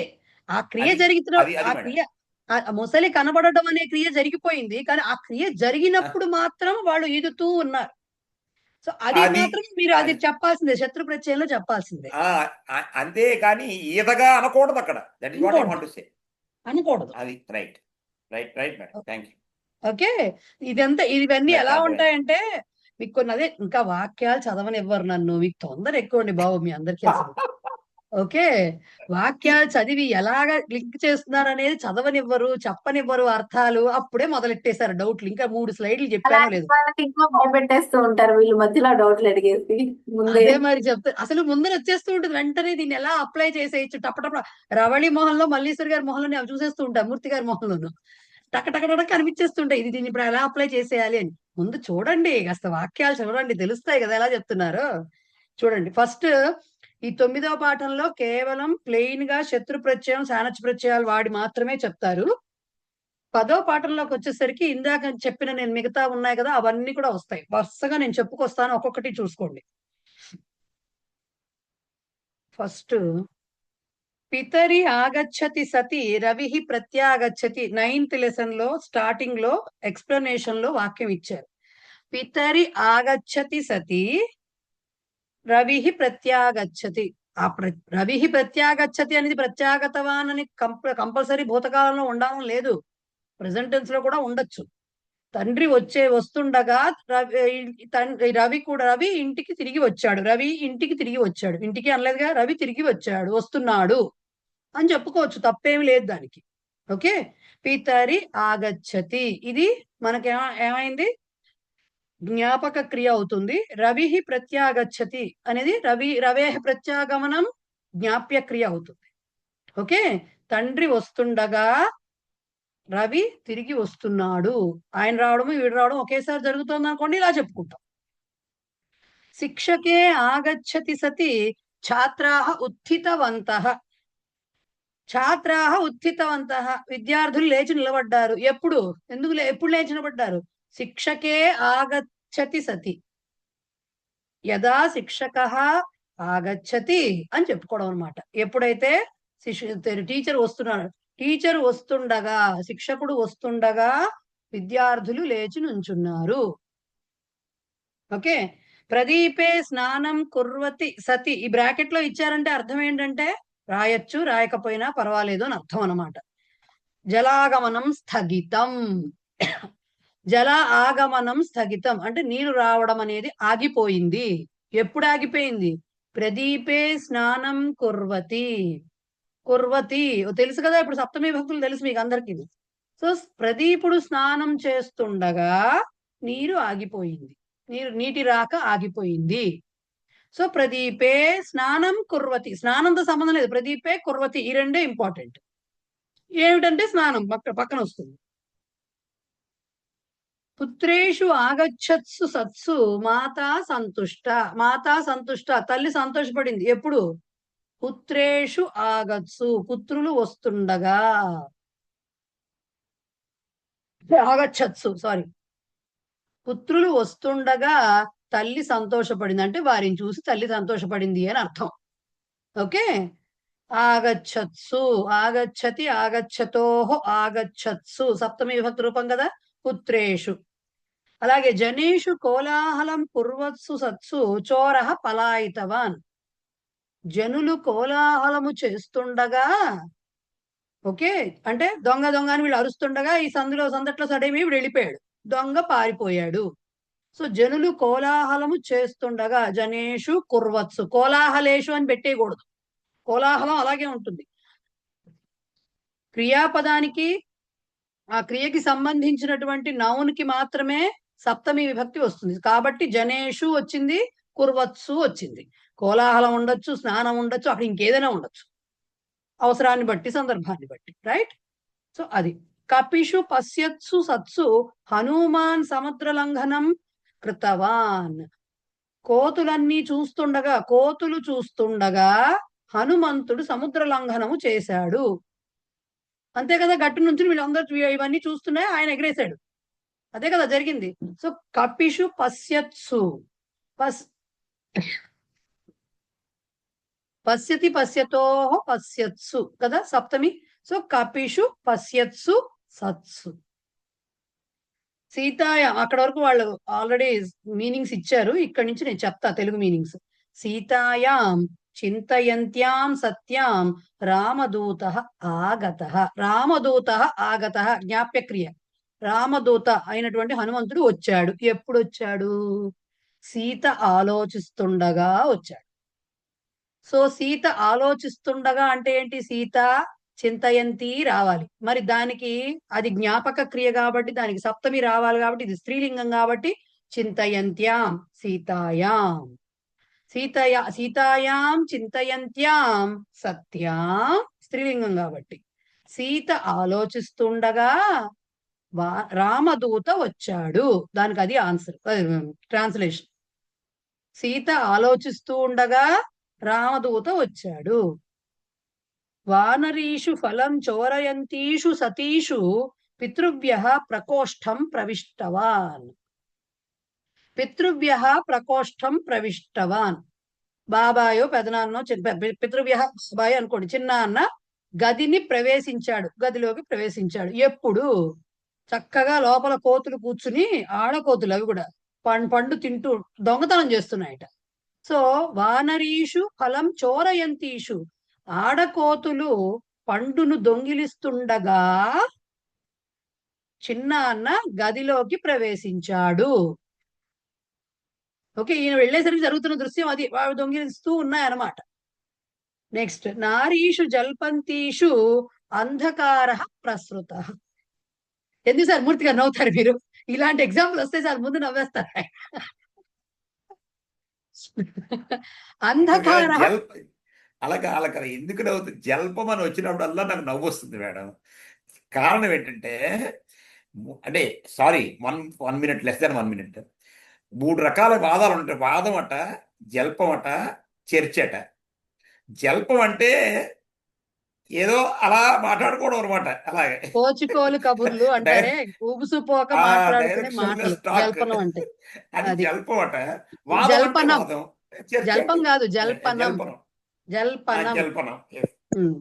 సో అంధకార ప్రసృత, అంధకారము ప్రసరించినది. ఎప్పుడు? ఎవరు? స్త్రీలు మాట్లాడుతూ ఉండగా అంధకారము ప్రసరించినది అంటే చీకటి పడింది అని అర్థం. సో నారీషు జల్పంతీషు సతీషు. ఓకే, గాయికాసు గాయంతీషు సతీషు శ్రోతారః సంతోషం అనుభూతవంతః. శ్రోతారః అంటే వినేవాళ్ళు, శ్రోతలు అంటామే మనం తెలుగులో, అవే అన్నమాట. సంతోషాన్ని అనుభవించారట. ఎప్పుడు ఎప్పుడు గాయికలు అంటే గాయికామణులు వాళ్ళు పాట పాడుతుండగా. సో గాయికాసు గాయంతీషు, అర్థమవుతున్నాయా? సో గాయికలు పాడుతుండగా శ్రోతలు సంతోషమును అనుభవించినారు. దానికి ట్రాన్స్లేషన్ అలా రాసుకోవాలి, రైట్? శబర్యాం ధ్యాయంత్యాం సత్యాం రామః ప్రత్యక్షః జాతః. రాముడు ప్రత్యక్షం అయ్యాడు ఎప్పుడు? శబరి ధ్యానిస్తుండగా. సో దానికి ధ్యానిస్తుండగా అన్నాం కాబట్టి శబరి ధ్యానిస్తుండగా కంటిన్యూస్ టెన్స్ లో చెప్తున్నాం కాబట్టి శత్రంతంతో చెప్పుకుంటూ శబర్యాం ధ్యాయంత్యాం సత్యాం అని చెప్పుకో. శబరి ధ్యానిస్తుండగా రాముడు ప్రత్యక్షమైనాడు, దానికి అది చెప్పుకోవాలి. సర్వేషు శయానేషు సత్సు చోరః గృహం ప్రవిష్టవాన్. దొంగ ఇంటిలోనికి ప్రవేశించాడు ఎప్పుడు? అందరూ నిద్రిస్తుండగా.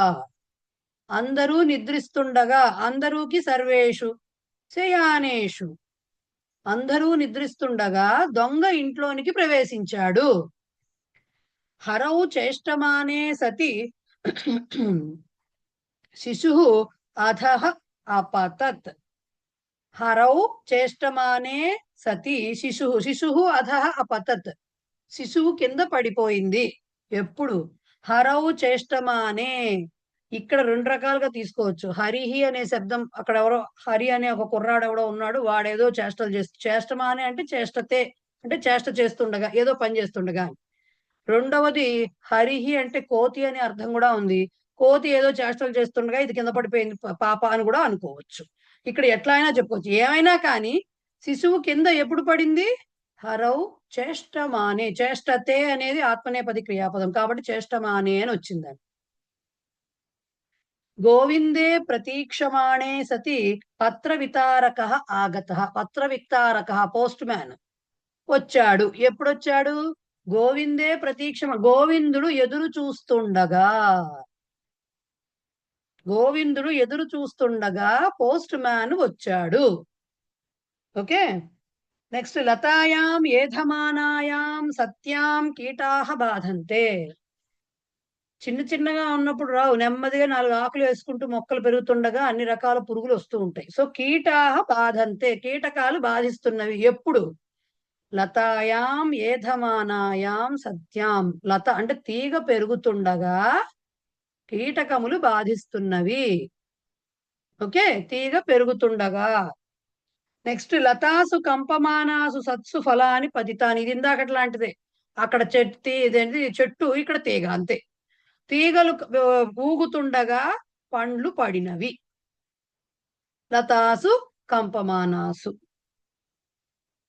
ఇంతవరకు అర్థమైందా?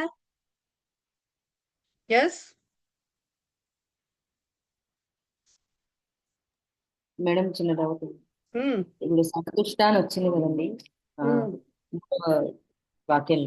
సంతుష్ట అనేది కర్మణి కర్తరి రెండిట్లోనే వస్తుందా? అవును, ఓకే. అవును. జనరల్ గా అకర్మక క్రియలు ఏవైతే ఉంటాయో వాటికి మనకి కొన్ని క్రియలకి ఎక్కడో ఉండాలి ఆ లిస్ట్, నా దగ్గర చూస్తా ఉండండి, ఎక్కడైనా పెట్టానేమో. వాటికి వస్తుంది. జాయతే ఒకటి, రోదితి ఒకటి,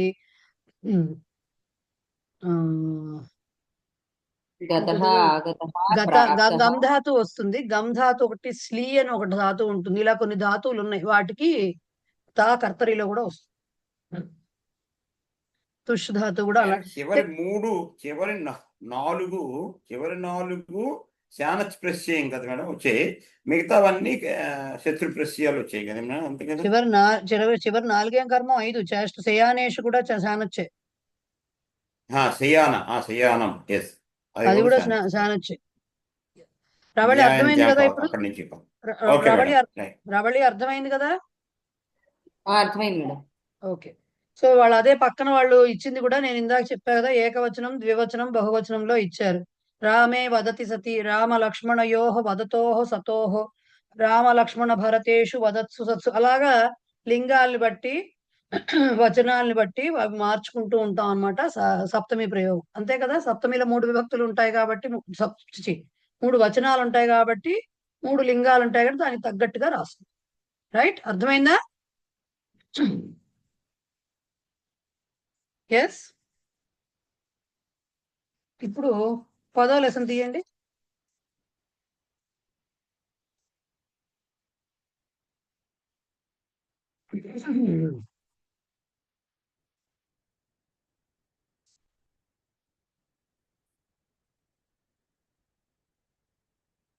ఉత్తిష్ఠత జాగ్రత్త ప్రాప్య వరాన్ నిబోధత. వరాన్ నిబోధత ఎవరి? వివేకానందుల వారు చెప్పిన ఇది కదండి ఇది. లేవండి, మేల్కొనండి. వరాన్ ప్రాప్య నిబోధత. వరాన్ అంటే శ్రేష్ఠాన్, అంటే శ్రేష్ఠులను గౌరవింపదగిన వాళ్ళని ప్రాప్య అంటే వారిని చేరి వాళ్ళ శుశ్రూష చేసి వాళ్ళ దగ్గర నుంచి నిబోధత తెలుసుకోండి, తెలుసుకోవాలంటే జ్ఞానాన్ని సంపాదించండి అని చెప్పి అర్థం అనమాట అది. రైట్. ఇప్పుడు సతి సప్తమిలో ఇప్పటి వరకు మీరు ఆ లెసన్ లో చూసింది ఏంటి? కేవలం శత్రు ప్రత్యయము శానచ్ ప్రత్యయంతో చూశారు కదా. అది కూడా కర్తరి ప్రయోగం. శత్రు అంటే కర్తరినే, శానచ్ కూడా కర్తరిలో చూశారు. ఇప్పుడు అట్లా కాకుండా మనకి మిగిలిన ఇంకా 4 రకాలు ఉన్నాయి. కర్మణి శానచ్ ఉంది, కర్తరిక్తా కర్మణిక్తా ఉన్నాయి, తావత్తు ఉంది. ఈ 4 ఉన్నాయి. ఒక్కొక్కటి చెప్తూ వెళ్తుంటారు వాళ్ళు. చూడండి ఒక్కొక్కసారి నేను చెప్తాను ఒకసారి. సూర్యే అస్తం గతే సతి వయం గృహం ప్రత్యాగతాః. సూర్యుడు అస్తమించగా గతే సతి అన్నారు. గత ఇక్కడ సూర్యుడు అస్తమించగా అంటే సూర్యే అన్నారు కాబట్టి మామూలుగా సూర్యేణ అనేది రాలేదు కాబట్టి కర్తరిలో ఉంది ఇది వాక్యం. కర్తరి తా ప్రత్యయంతో చెప్పారు. సూర్యే అస్తం గతే, సూర్యుడు అస్తమించగా అనగా సూర్యుడి చేత అస్తమించబడగా అంటల్లా అక్కడ. సూర్యుడు అస్తమించగా వయం మేము ఇంటికి తిరిగి వచ్చాము. ఓకే, ఇది కర్తరిక్. మీకు డౌట్ గా ఉంటే చెప్తున్నప్పుడు నోట్ చేసుకోండి. కర్తరిక్త అనమాట ఇది ఎగ్జాంపుల్. శిక్షకే ఆగతే సతి ఛాత్రాః తూష్ణీం అభవన్. శిక్షకుడు వచ్చేసరికి ఆగతే, ఇది కూడా కర్తరిక్త. శిక్షకే ఆగతే, శిక్షకుడు రాగా. ఓకే, శిక్షకుడు రాగా విద్యార్థులు కామ్గా అంటే నిశ్శబ్దంగా అయిపోయారు. దాన్నే ఊరకున్నారు అని చెప్పారు. తూష్ణీం అంటే మీకు తెలుసు కదా, నిశ్శబ్దంగా ఉండడం. తూష్ణీం అభవన్, నిశ్శబ్దముగా అయినారు. ఇది కూడా కర్తరిక్త. పాస్ట్ టెన్స్ లో వస్తుందా? మరి తా చెప్తున్నాం కదా, తా చెప్పాం కదా, రాగా అని చెప్పాం కదా, అందుకని పాస్ట్ టెన్స్ లో వస్తుంది మాక్సిమం. మీకు అంటే ఇది ఉంటుంది కదా, జ్ఞాపక క్రియకు సంబంధం అంటే సప్తమి ప్రయోగం దేనికైతే చేస్తున్నామో అది పాస్ట్ టెన్స్ లో కనబడుతుంది. ఎందుకంటే కర్తరిక్త కర్మణిక్త ఒక కర్మణి శానచ్ వచ్చినప్పుడే మారుతుంది. బట్ యువతల జ్ఞాప్య క్రియ ఏదైతే ఉందో అది ప్రెసెంట్ టెన్స్ లో ఉండొచ్చు. ఆ ఎగ్జాంపుల్స్ వస్తాయి మీకు ఇప్పుడు. రైట్, చూడండి. శ్రీరామే వనం గతే సతి దశరథ ప్రాణాన్ అత్యజత్. దశరథుడు ప్రాణాలు విడిచాడు. ఎప్పుడు? శ్రీరాముడు అడవికి వెళ్ళిపోవడం జరిగిపోయింది కాబట్టి అక్కడ కూడా మనం కర్తరిక్త గంధాతు వచ్చింది కాబట్టి శ్రీరాముడు అడవికి వెళ్ళగా దశరథుడు ప్రాణములను విడిచెను. ఓకే, సో గతే సతి. గతే అని ఎందుకు వచ్చింది? గతః అని ఉంటే రామశబ్దంలా వస్తుంది కాబట్టి గతే గతయోః గతేషు అని వస్తుంది దానికి. ఓకే, గతే గతయోః గతేషు. అదే స్త్రీలింగం అయితే ఏమవుతుంది? గతా వస్తుంది కాబట్టి లత రమాలాగా వస్తుంది. గతాయాం గతయోః గతాసు వస్తుంది దానికి. ఓకే, అదనమాట. నెక్స్ట్ కౌసల్యాయాం ఆగతాయాం సత్యాం సీత ఉత్థితవతి. అత్తగారు కదా మరి, వచ్చేసరికి సీత లేచి నుంచుందిట. ఎప్పుడు లేచి నుంచుంది సీత? కౌసల్యాయాం ఆగతాయాం, ఇది కూడా కర్తరిక్తాయే. కౌసల్య రాగా సీత లేచి నిలబడినది. ఇవి 4. ఎందుకంటే గంధాతు కదా, కర్తరిలో రాయడం ఈజీ. కర్తరిక్త అవన్నీ కూడా. ఓకే, చూడండి ఇక్కడ చూడండి, త్వయి ఆగతే సతి అహం గృహేణ ఆసం, ఇది మనకు బాగా ఉపయోగపడే వాక్యం. త్వయి ఆగతే సతి, నీవు రాగా, ఓకే, త్వయి సప్తమి యుష్మత్ శబ్దానికి, నీవు రాగా నేను ఇంటిలో లేను.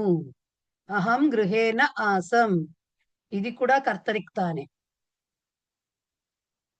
ఓకే, నెక్స్ట్ ఘంటాయాం వాదితాయాం సత్యాం సర్వే ఛాత్రాః గతవంతః. ఓకే, ఘంటాయాం వాదితాయాం, గంట మ్రోగగా అని అర్థం అన్నమాట. పిల్లలందరూ ఇంటికి అదే వెళ్ళిపోయారు, అందరూ పిల్లలు విద్యార్థులు వెళ్ళిపోయారు. ఓకే, ఘంటాయాం, ఘంట అనేది స్త్రీలింగం కాబట్టి వాదితాయాం అని వచ్చింది. మ్రోగించబడగా అని ఇది నాకు తెలిసి వాదిత ఘంటాయ, ఇది కర్మణి క్తా అవుతుంది. అది గంట మ్రోగించబడగా అంటే మామూలుగా మోగగా అని రాసేస్తాం మనము. విద్యార్థులు వెళ్ళిపోయారు. Okay, next సమయే మహోదయ ప్రాప్తే. గతవంతః వచ్చింది కదా మహోదయ, గతవంతః అంటే తవత్ ప్రత్యయంలో ప్లూరల్ కదా. అది వేరమ్మా, తవత్ ప్రత్యయం. పక్కన జ్ఞాప్య క్రియ అది చూడకూడదు, అది చూడకూడదు ఓహో. కదా.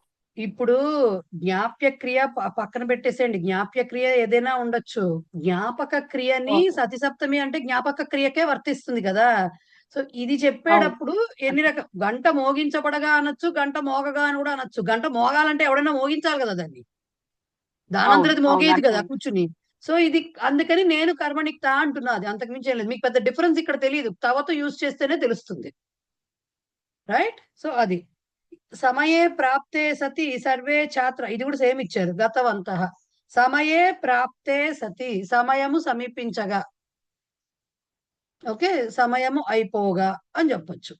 విద్యార్థులందరూ వెళ్ళిపోయారు. ఇది మీకు వసంతకాలే సంప్రాప్తే కోకిలః కూజతి, వసంతకాలము రాగా కోకిల సంప్రాప్తః, ఇది కూడా మీరు కర్తరిక్తా తీసుకోవచ్చు.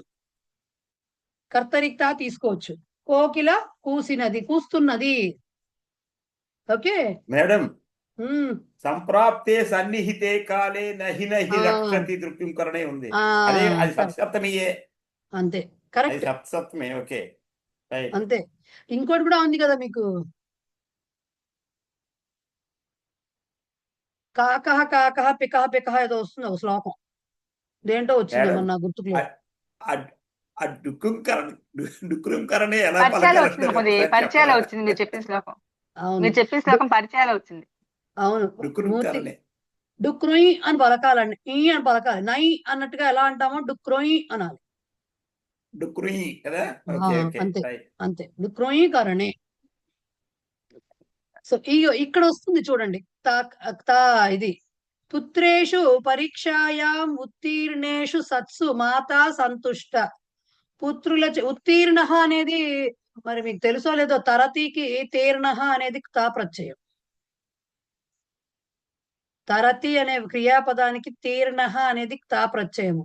సో ఉత్తీర్ణ అనేది ఉత్తీర్ణుడైనాడు అని చెప్పడం. సో ఈ తా ప్రత్యయం యూజ్ చేసి రాసేటప్పుడు అది కర్తరిలో ఉందా కర్మణిలో ఉందా, తా అనేది కొంచెం చెప్పడం కొన్ని విషయాల్లో కష్టమే. ఎస్పెషల్లీ ప్రాప్త గత వచ్చినప్పుడు మాత్రం కొంచెం కష్టమే. రైట్, సో పుత్రేషు పరీక్షాయాం ఉత్తీర్ణేషు సత్సు, పుత్రులు పరీక్షలో, ఎందుకంటే తెలుగులో చెప్పేటప్పుడు ఇలాగే చెప్తాం మీనింగ్, కర్మణిలో చెప్పేటట్టుగా మార్చి చెప్పం. ఈ వాక్యాలు ఇచ్చారనుకోండి ఇలాగే చెప్తాం, పుత్రులు ఉత్తీర్ణులవగా తల్లి సంతోషించినది, ఇలాగే చెప్తాం. అది కర్తరిలో ఉండనండి కర్మణిలో ఉండనండి, ట్రాన్స్లేషన్ ఇలాగే ఉంటుంది. రైట్, సో తా అని గుర్తు పెట్టుకోండి, అది తెలుస్తుంది కదా, తా ప్రత్యయం అని తెలుస్తుంది కదా అప్పుడు మనకి. అస్మాసు ఆగతేషు సత్సు కిమర్థం భవంతః తూష్ణీం స్థితవంతః. అస్మాసు ఆగతేషు సత్సు, మేము రాగా మీరు ఎందుకు నిశ్శబ్దంగా ఉండిపోయారు? మేము రాగా మీరెందుకు నిశ్శబ్దంగా ఉండిపోయారు? ఓకే, నెక్స్ట్ ధనికేన ధనే దీయమానే సతి భిక్షుకాః ఆగతాః. దీయమాన అనేది ఎక్కడొచ్చింది మనకి? దీయతే అనేది ఎక్కడొస్తుంది? దదాతికి దీయతే వస్తుంది. రైట్? అంటే కర్మణి దీయతే అనేది. సో దీయమాన ఇప్పుడు ఏమైంది? కర్మణి శానచ్ అయింది. రైట్? కర్మణిలో శానచ్, కర్తరిలో ఎక్కడ కనబడుతుంది మీకు? దదాతికి ఉంటుంది, అంతే కదా. దీయమాన వచ్చిందంటే అర్థం ఏంటి? దీయతేకి వచ్చింది అంటే కర్మణి శానచ్ వచ్చింది అనమాట ఇక్కడ. ధనికేన కాబట్టే ధనికేన వచ్చింది కర్మణి కాబట్టి. ధనికునిచే ధనము ఇవ్వబడగా, ధనికునిచే ధనము ఇవ్వబడగా భిక్షగాళ్ళు వచ్చారు. భిక్షుకాహ ఆగతాహ. ఓకే, ధనికునిచే ధనము ఇవ్వబడగా బిచ్చగాళ్ళు వచ్చారు. సర్వేషు శయానేషు, ఇది ఇందాక కూడా వచ్చింది మనకి. చోరహ గృహం ప్రవేశితవా అని ఇది ఇందాక కూడా వచ్చింది. శయానేషు ఇది మనకి కేవలం శానచ్. భక్తై ధ్యానే క్రియమాణే, వార్తాలాపం మాకురు. క్రియమాణే వచ్చింది, కరోతికి క్రియతే కాబట్టి క్రియ.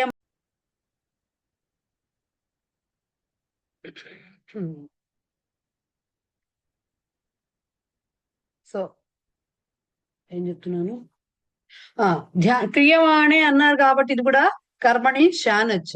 సో కర్తృపదం తృతీయాలోకి వచ్చేసింది చూడండి. భక్తై ధ్యానే క్రియమాణే, భక్తులచే ధ్యానము చేయబడుతుండగా వార్తాలాపం మాకురు, మాట్లాడవద్దు. ఓకే, మాట్లాడవద్దు. నెక్స్ట్ రాహుణ చంద్రే గ్రస్యమానే సతి. ఓకే, రాహుణ చంద్రే గ్రస్యమానే సతి భోజనం న కరణీయం. గ్రస్యమాన అంటే ఏంటి?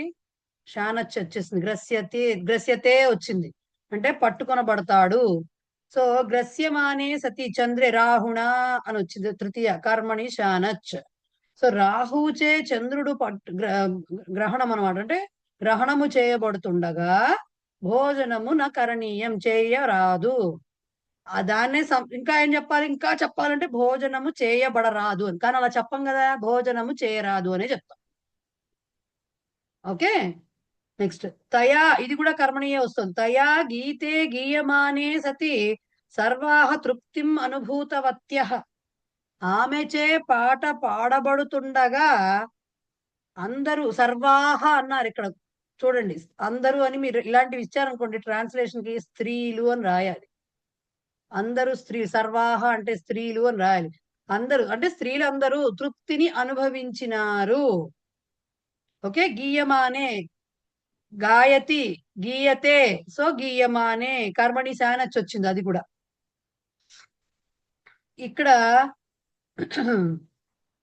దీయమానే అంటే 11, 13, 14, 15 ఈ 4 కూడా కర్మణి శానచ్ లో వచ్చాయండి. ఓకే, నెక్స్ట్ చూడండి, తవతు వస్తోంది. బాలికాయాం ఆగతవత్యాం సత్యాం జనాహ కరతాడనం కృతవంతః. జనులు కరతాడనము అంటే చప్పట్లు కొట్టారు, కరతాళ ధ్వనులు చేశారు. ఎప్పుడు? బాలిక రాగా, బాలిక ఆగతవతి, బాలికాయాం ఆగతవత్యాం. ఆగతవతికి గౌరీ శబ్దంలో వస్తుంది కాబట్టి ఆగతవత్యాం వస్తుంది. తవతు ప్రత్యయంలో ఉంది. బాలిక రాగా, దీన్నే తాలో చెప్పినా కూడా ఇంతే వస్తుంది, ఆగతాయాం అని వస్తుంది తాలో అయితే. గంధాతు కాబట్టి ప్రాబ్లం ఉండదు, బాలికాయాం ఆగతాయాం అని చెప్పుకోవచ్చు. ఆగతవత్యాం అంటే తవతుకి వెళ్ళింది. ఓకే, వృక్షే పతితవతి సతి వాహనాన్ని స్థగితాని. పతతి కూడా అంతే, మీరు తాలో రాయొచ్చు, దీంతో రాయొచ్చు, తవతులో రాయొచ్చు. వృక్ష పతితవాన్, పతితవతి అన్నప్పుడు ఏమవుతుంది? తవతు సప్తమి. వృక్షే పతితవతి, చెట్టు పడగా వాహనములు నిలిచినవి. స్థగితాని నిలిచినవి, చెట్టు పడగా వాహనములు నిలిచినవి. గురౌ ఆహూతవతి సతి శిష్యా ఆగతవంతః.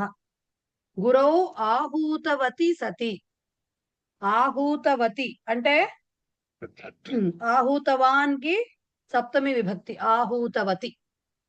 తవతు ఇది కూడా గురువు పిలవగా అని అర్థం. గురువు పిలవగా శిష్యులు వచ్చారు. ఓకే, గురువు పిలవగా శిష్యులు వచ్చారు. పితామహ్యాం ధాన్యం స్థాపితవత్యాం సత్యాం పక్షిణః సమాగతాః. నానమ్మ ధాన్యమును పెట్టగా, ఉంచగా, ఏమైనా చెప్పొచ్చు. నానమ్మ ధాన్యము ఉంచగా పక్షులు వచ్చినవి, ఆర్ పక్షులు వచ్చి చేరినవి, సమాగత వచ్చింది కాబట్టి. సో స్థాపితవతి దానికి సప్తమి స్థాపితవత్యాం, పితామహీకి సప్తమి పితామహ్యాం, ఇది కూడా తవతు. సూచనాం దత్తవతి రాజ్ఞి సైనికాః ధావితవంతః. రాజ్ఞి అంటే ఏంటి? రాజన్ శబ్దంలో సప్తమి విభక్తి. రాజ్ఞి, రాజ్ఞోః, రాజసు. Okay, so రాజ్ఞి. దత్తవాన్ కి సప్తమి దత్తవతి. సో సూచనాం దత్తవతి రాజ్ఞి, సూచనను ఇచ్చిన రాజు అంటే ఇది తెలుగులో ఎలా చెప్పుకోవాలంటే, రాజు సూచన ఇవ్వగా సైనికులు పరిగెత్తారు, ఇలా చెప్పాలి. ముందర సూచన చెప్తే తెలుగులో కుదరదు, ముందు అట్లా అక్కడి నుంచి తీసుకురావాలి. రాజు సూచన ఇవ్వగా వీళ్ళెవరు సైనికులు పరిగెత్తారు, ఇలా చెప్పాలి తెలుగులో దాన్ని. ఓకే, సో అది అక్కడికి వస్తుంది అనమాట. ఇదిగో గతే అనేది తా ప్రత్యయంలో ఉంది, కిందన దీయమానే శానచ్ ప్రత్యయంలో కర్మణిలో ఉంది, తర్వాత తవతు ప్రత్యయంలో ఉంది. ఇవన్నీ మనం చెప్పుకున్నాం కదా ఇప్పుడు, అవన్నీ అట్లా చెప్పుకుని వచ్చారనమాట. మంగిపూడి శ్రీనివాస్ గారు చెప్పండి సార్. సార్ మ్యూట్ లో ఉన్నారు మంగిపూడి వారు. ఇది అమ్మా, ఈ రాజ్ఞి అని ఉంది కదా, మరి శ్రీమాత శ్రీ మహారాజ్ఞి అన్నప్పుడు ఆ రాజ్ఞి ఈ రాజ్ఞి ఏమిటమ్మా? ఆ రాజ్ఞికి దీర్ఘం ఉంటుంది సార్. ఇది రజ్ఞి, ఇది అమ్మో కాదు. ఆ రాజ్ఞికి జ్ఞి అంటే శ్రీమాత శ్రీ మహారాజ్ఞి అనేవన్నీ ప్రథమా విభక్తిలో ఉన్నాయి కదా. మహారాజ్ఞి అంటే రాణి అని అర్థం అక్కడ. ఇక్కడ రాజ్ఞి అంటే ఆ జ్ఞికి హ్రస్వ ఇకారం వచ్చేసరికి అక్కడ మీకు అర్థం ఏంటంటే, దాన్ని ఏమంటారు, సప్తమి విభక్తి రాజన్ శబ్దానికి. రాజ్ఞి, రాజని అనే ఇది కూడా ఉంది, రాజని అని కూడా అంటారు కొన్ని చోట్ల. రాజని, రాజ్ఞి, రాజని రెండు ఉన్నాయి రాజన్ శబ్దంలో సప్తమి విభక్తికి. అది డిఫరెన్స్. సో పక్కన ఇంకా ఇచ్చిన మీకు వాక్యాలు బాలికా గతే, బాలికే గతే, బాలికే గతే. తా ప్రత్యయంలో చూడండి, తా వాడచ్చు, తవతు వాడచ్చు కదా గమ్ ధాతుకి. సో ఎలా ఇచ్చారో చూడండి వాళ్ళు. బాలికే గతే అన్నా, బాలకే గతే అన్నా, బాలకే గతవతి అన్నా ఒకటే కదా, అంతే కదండి. బాలకః గతః అన్న, బాలకః గతవాన్ అన్న ఒకటేనా? వాటికే సప్తమి రూపాలు ఇచ్చారు, వాటికి సప్తమి రూపాలు ఇచ్చారు అక్కడ, రైట్? సో అట్లాగా అన్నిటికీ మనం ఇందాక అనుకున్నదే, వచనాన్ని బట్టి కూడా మారుతుంది కదా, అదే వాళ్ళు చూపించింది అక్కడ, అంతకు మించి ఏమీ లేదు. ఇప్పుడు డిఫరెంట్ గా మనం ఇందాక చెప్పుకున్న ఉన్నాయి కదా, దాంట్లో చూస్తే యానే గచ్చతి సతి వృక్షః పతితః, ఇది చూసారా? శత్రు ప్రత్యయాంత జ్ఞాపక క్రియ. శత్రు ప్రత్యయాంత అది మనకు తెలిసిందే. ఎలా చెప్పుకున్నదని, చెట్టు వాహనము వెళుతుండగా చెట్టు పడినది, దానికి ఆన్సర్. శానచ్ ప్రత్యయాంతంలో ఎలా వస్తుందంటే, సస్యేషు వర్ధమానేషు సత్సు కృషికః సంతుష్టః, పంటలు పెరుగుతుండగా రైతు సంతోషపడినాడు. పంటలు పెరుగుతుండగా, అది కర్మణి శానచ్, సారీ కర్తరి శానచ్. నెక్స్ట్ ఏం చెప్తున్నాడు? కర్తరి తాతోటి, పితరి గతే బాలకః క్రీడాం ఆరబ్ధవాన్. పితరి గతే, ఓకే, తండ్రి వెళ్ళగా బాలకుడు ఆటను ప్రారంభించాడు. శానచ్లో మయా పుస్తకే పఠ్యమానే సంభాషణం కురు, నాచే పుస్తకము చదవబడుతుండగా సంభాషణను చేయకు, కర్మణి శానచ్. పితరి దృష్టవతి సతి బాలకః ధావితవాన్, తండ్రి చూడగా బాలకుడు పరిగెత్తాడు. ఇది తవతు. మీకు ఇవ్వంది తా కర్తరి, ఎందుకంటే కొంచెం చూడటానికి రెండు ఓలానే కనపడతాయి కాబట్టి అది ఇవ్వాల వాళ్ళు, అంతే తేడా. ఓకే, నా దగ్గర ఇంగ్లీష్ పుస్తకంలో ఉండాలి ఆ ఎగ్జాంపుల్, నేను పంపిస్తా ఫోటో. ఐ గెస్ ఉన్నట్టుంది, ఒక్క నిమిషం చెప్తా.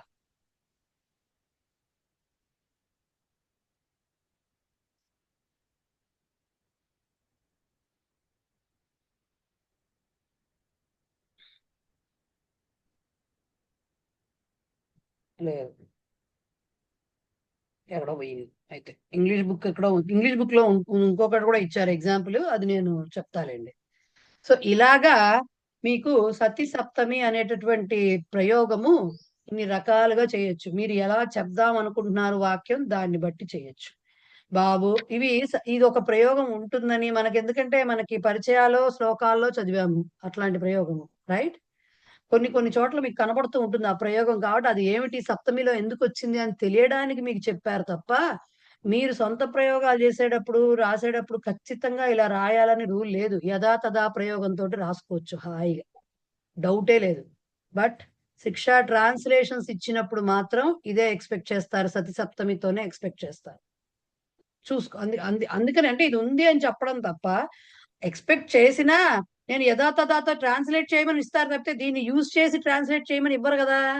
సో ఎలా రాసినా మార్కులు పడాలి. బట్ సతి సప్తమికి టాపిక్ మీద బిట్లు వస్తాయి, ఖచ్చితంగా వస్తాయి. సప్తమి ప్రయోగంతో రాయమని చెప్పి ఇస్తారు ఖచ్చితంగా. సో అందుకని మీకు ఇంట్రొడ్యూస్ చేశారు. కానీ మనం మామూలుగా ఎందుకు నాకు వచ్చిన తిప్పలు, హాయిగా నేను ఇలా రాసేసుకుంటానంటే రాసేసుకోవచ్చు, తప్పేమీ లేదు. యథాతథాతో రాసుకోవచ్చు. రైట్? అర్థమైందా ఇంతవరకు? క్లియరా? అమ్మయ్యా, మళ్ళీ వెనక్కి వెళ్దాం. పట్టండి చక్కగా అసలు లైట్ గా. ఇప్పుడు ఎంత అయిన టైము? ఇంకా అరగంట ఉంది. ఇప్పుడు ప్రస్తుతం ఎక్సర్సైజ్లు అవి ఇవి ఏం వద్దు. మళ్ళీ ఒకసారి అదే ఇప్పుడు ఈ పై వాక్యాలు అన్నిట్లో కూడా ఏదైతే మొదటి సెంటెన్స్ ఉందో అందులోనే మనకి తెలిసిపోతుంది కదా, ఏది శత్రు శాన చెంది తా ప్రత్యయము అనేది ఆ క్రియాపదాల్లోనే తెలిసిపోతుంటుంది. రెండో ఎందుకంటే సెంటెన్స్ వచ్చి మనకి ఎందుకంటే ఈ రకమైన సప్తమి ప్రయోగం ఉండేది జ్ఞాపక క్రియకే ఉంటుంది. జ్ఞాపక క్రియకే ఉంటుంది. సో జ్ఞాపక క్రియకి సంబంధించిన క్రియాపదానికిను దాని విశేష్యానికి మాత్రమే వస్తుంది. సో అక్కడే మీకు తెలిసిపోతుంది. సప్తమిలో ఉన్నది దాన్ని చూస్తే మనకు తెలిసిపోతుంది. అది శానచ్చ, శత్రు ప్రత్యయమా, తా ప్రత్యయమా, తవత తెలిసిపోతుంది కదా విభక్తిని చూస్తే. అదనమాట, అక్కడే తెలుస్తుంది. పక్క దాంతో సంబంధం ఉంటుంది. ఇదే ప్రయోగం. సత్యసప్తం అంటే ఇది ఇక్కడే డిసైడ్ చేసేస్తుంది, టైము సమయాన్ని డిసైడ్ చేస్తుంది. రైట్? ఎస్.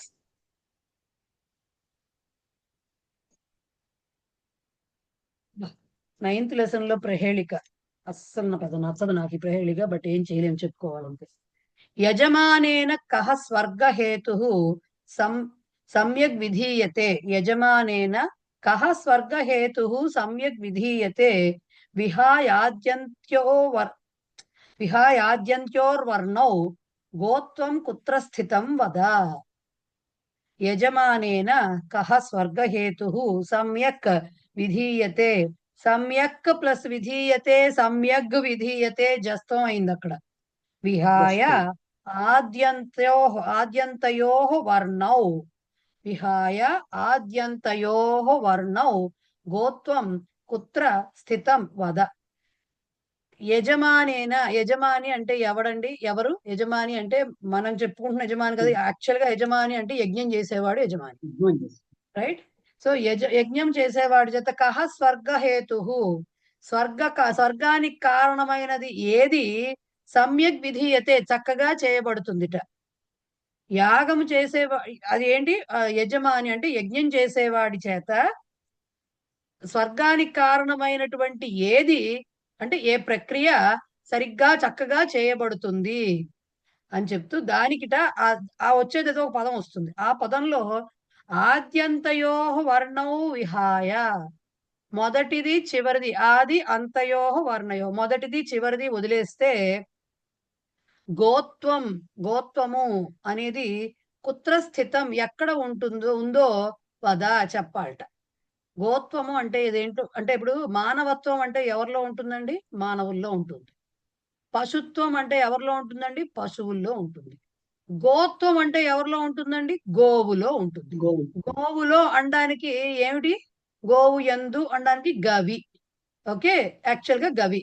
బట్ ముందరది ఏంటి? యజమాని అని ఎప్పుడైతే అన్నారో ఆయన చేసేది ఏంటి? యజ్ఞం. ఏ విధి సరిగ్గా చేస్తాడట? యాగ విధి. దానికి ఆన్సర్ అది సరిగ్గా చేస్తాడు. ఎందుకు? స్వర్గ ప్రాప్తి కోసం. యాగ విధిలో మొదటిది చివరిది తీసేస్తే, యా ధిహి తీసేస్తే మిగిలేదేది? గవి. గోత్వం ఎక్కడ ఉంటుంది? గవి.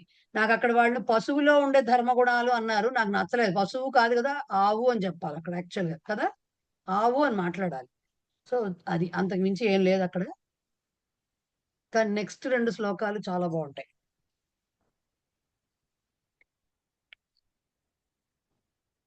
నాకు తెలిసి ఈ 2 అవుతాయి ఈ పూటకి. చూద్దాం. సుభాషితాలు. భోగే రోగ భయం, కులే చ్యుతి భయం, విత్తే నృపాలాద్ భయం, మానే దైన్య భయం, బలే రిపు భయం, రూపే జరాయా భయం, శాస్త్రే వాది భయం, గుణే ఖల భయం, కాయే కృతాంతాత్ భయం, సర్వం వస్తు భయాన్వితం భువి, నృణాం వైరాగ్యమేవా భయం. భోగే రోగ భయం, కులే చ్యుతి భయం, అన్ని సెపరేట్ గానే ఉన్నాయి. విత్తే నృపాలాత్ భయం, ఇది కూడా జస్వమే అయింది. నృపాలాత్ భయం. మానే దైన్య భయం, అక్కడ ఇదేం లేదు. బలే రిపు భయం, రూపే జరాయాహ భయం. విడదీస్తే అన్ని మీకు తీసే ఉన్నాయి అనుకోండి. శాస్త్రే వాది భయం, గుణే ఖల భయం, కాయే కృతాంతాత్ భయం, సర్వం వస్తు భయాన్వితం భువి, నృణాం వైరాగ్యం ఏవ అభయం. ఓకే. భోగే, భోగమందుట అంటే శుభ్రంగా మామిడి పళ్ళు తినేసాం కదా, ఈ సీజన్ అంతా శుభ్రంగా బాగా చెరుకు రసాలు, మామిడి పళ్ళు, ముంజలు అన్ని తిన్నాం కదా. తిన్న దగ్గర నుంచి బాధ, షుగర్ షుగర్ ఉన్న వాళ్ళకైతే షుగర్ పెరిగిపోతుందేమో, ఇంత తినేసాం బరువు పెరిగిపోతామేమో. అంటే ఏంటి, ఎక్కడ ఏ రోగం వస్తుందో అని. అంటే భోగం బాగా అనుభవించినప్పుడు ఏమవుతుంది, భోగే దాని యందు రోగం వస్తుందేమో అని భయం. కులే, మంచి కులంలో పుట్టిన వాడికి ఏ చెడు పని చేస్తే కులం నుంచి, ఇప్పుడు ఎక్కడ ఉన్నాయిలేండి కానీ వెలివేయడాలు అవన్నీను, దాని నుంచి ఎక్కడైతే కులం నుంచి, చ్యుతి అంటే ఏంటి, సెపరేషన్, వెళ్ళగొడతారో అని చెప్పి భయం, దాని నుంచి వెలివేస్తారోనని భయం వాడికి. ఎందుకు, మంచి కులంలో పుట్టి మంచి అంటే అందరూ మంచి పేరున్న వాళ్ళకి వీడు చెడబుట్టాడు ఆ మాట వచ్చేస్తుంది కదా, అలా వస్తుందేమో అని వాడికి భయం. విత్తే, డబ్బుంటే ట్యాక్సులు ఇవ్వమని రాజుల నుంచి, ఇప్పుడు రాజులు లేకపోయినా ట్యాక్సులు కడుతున్నాం కదా, డైరెక్ట్ గా ఉద్యోగస్తులకి డైరెక్ట్ వెళ్ళిపోతుంది, మన ప్రమేయం కూడా ఉండదు కదా.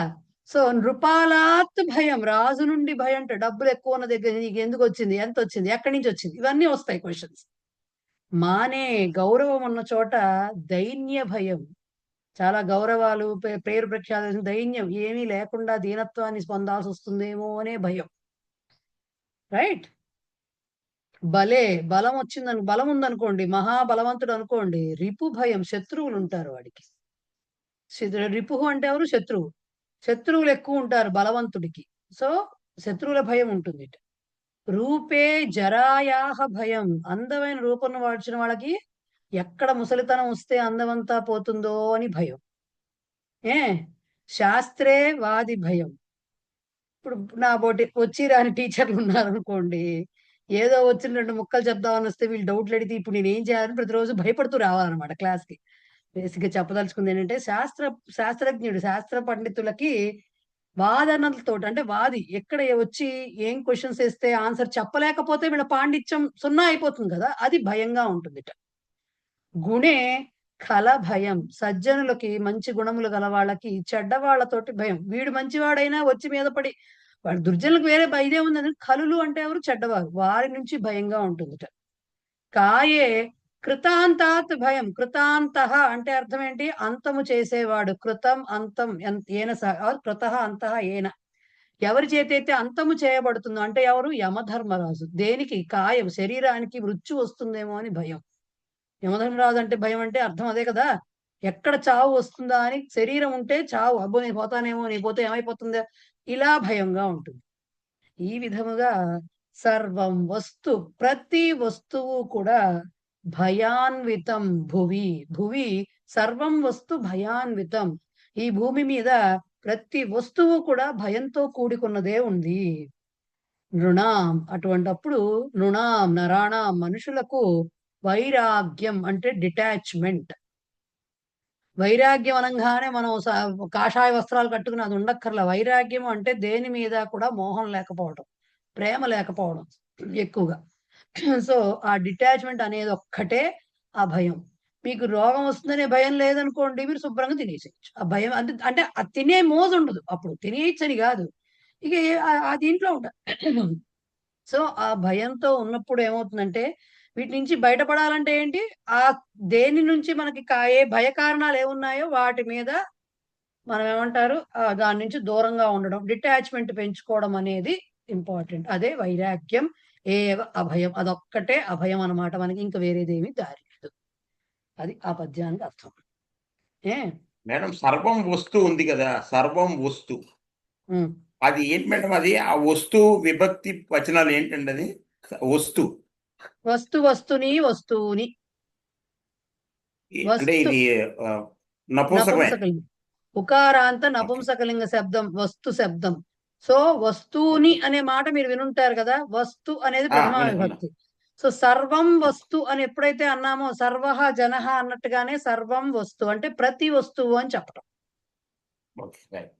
ఓకే. అది. రైట్. రెండవది ఇది కూడా బాగుంటుంది. ఆశానామ నది మనోరథ జల తృష్ణా తరంగాకుల రాగగ్రాహవతి వితర్క విహగ ధైర్యద్రుమధ్వంసిని మోహావర్త సుదుస్తరాతిగహన ప్రోత్తుంగ చింతాతటి తస్యాహ పారగత విశుద్ధ మనసో నందంతి యోగీశ్వరా. ఆశానామ నది మనోరథ జల తృష్ణాతర ఇవన్నీ యాక్చువల్ గా సమస్త పదాలు అంటారు. వచ్చే వచ్చే సీజన్ లో బాగా మనకి in front there is crocodile festival అన్నమాట. తృష్ణా తరంగాకుల రాగగ్రాహవతి వితర్క విహగ ధైర్యద్రుమ ధ్వంసిని మోహావర్త సుదుస్తరా అతిగహన ప్రోత్తుంగ చింతాతటి తస్యాహ పారగతాః విశుద్ధ మనసః నందంతి యోగీశ్వర. ఆశానామ నది. ఆశ అనే పేరు గల నది ఉందిట. ఇవన్నీ పర్సానిఫై చేస్తున్నారు. ఒక్కొక్క దాంతో మన ఒక్కొక్క టర్మ్ ని ఒక్కొక్క దాంట్లో పర్సానిఫై చేస్తున్నారు. ఆశ అనే ఒక నది ఉందిట.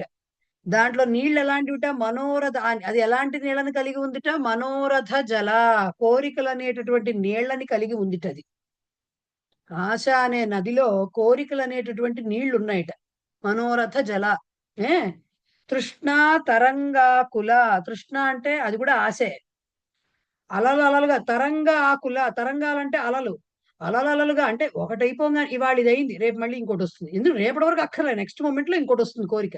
సో ఇలా అలలు ఒకదాని తర్వాత ఒకటి వస్తూ పోతూ ఎలా అయితే ఉంటాయో అలాంటి ఆశలు అనేవి వస్తూ పోతూ ఉండేటటువంటి ఆశలు. ఎప్పుడు ఏదో ఒక ఆశ వస్తూనే ఉంటుంది, మళ్ళీ వెళ్తుంది. అది తీరంగానే ఇంకోటి వస్తూనే ఉంటుంది.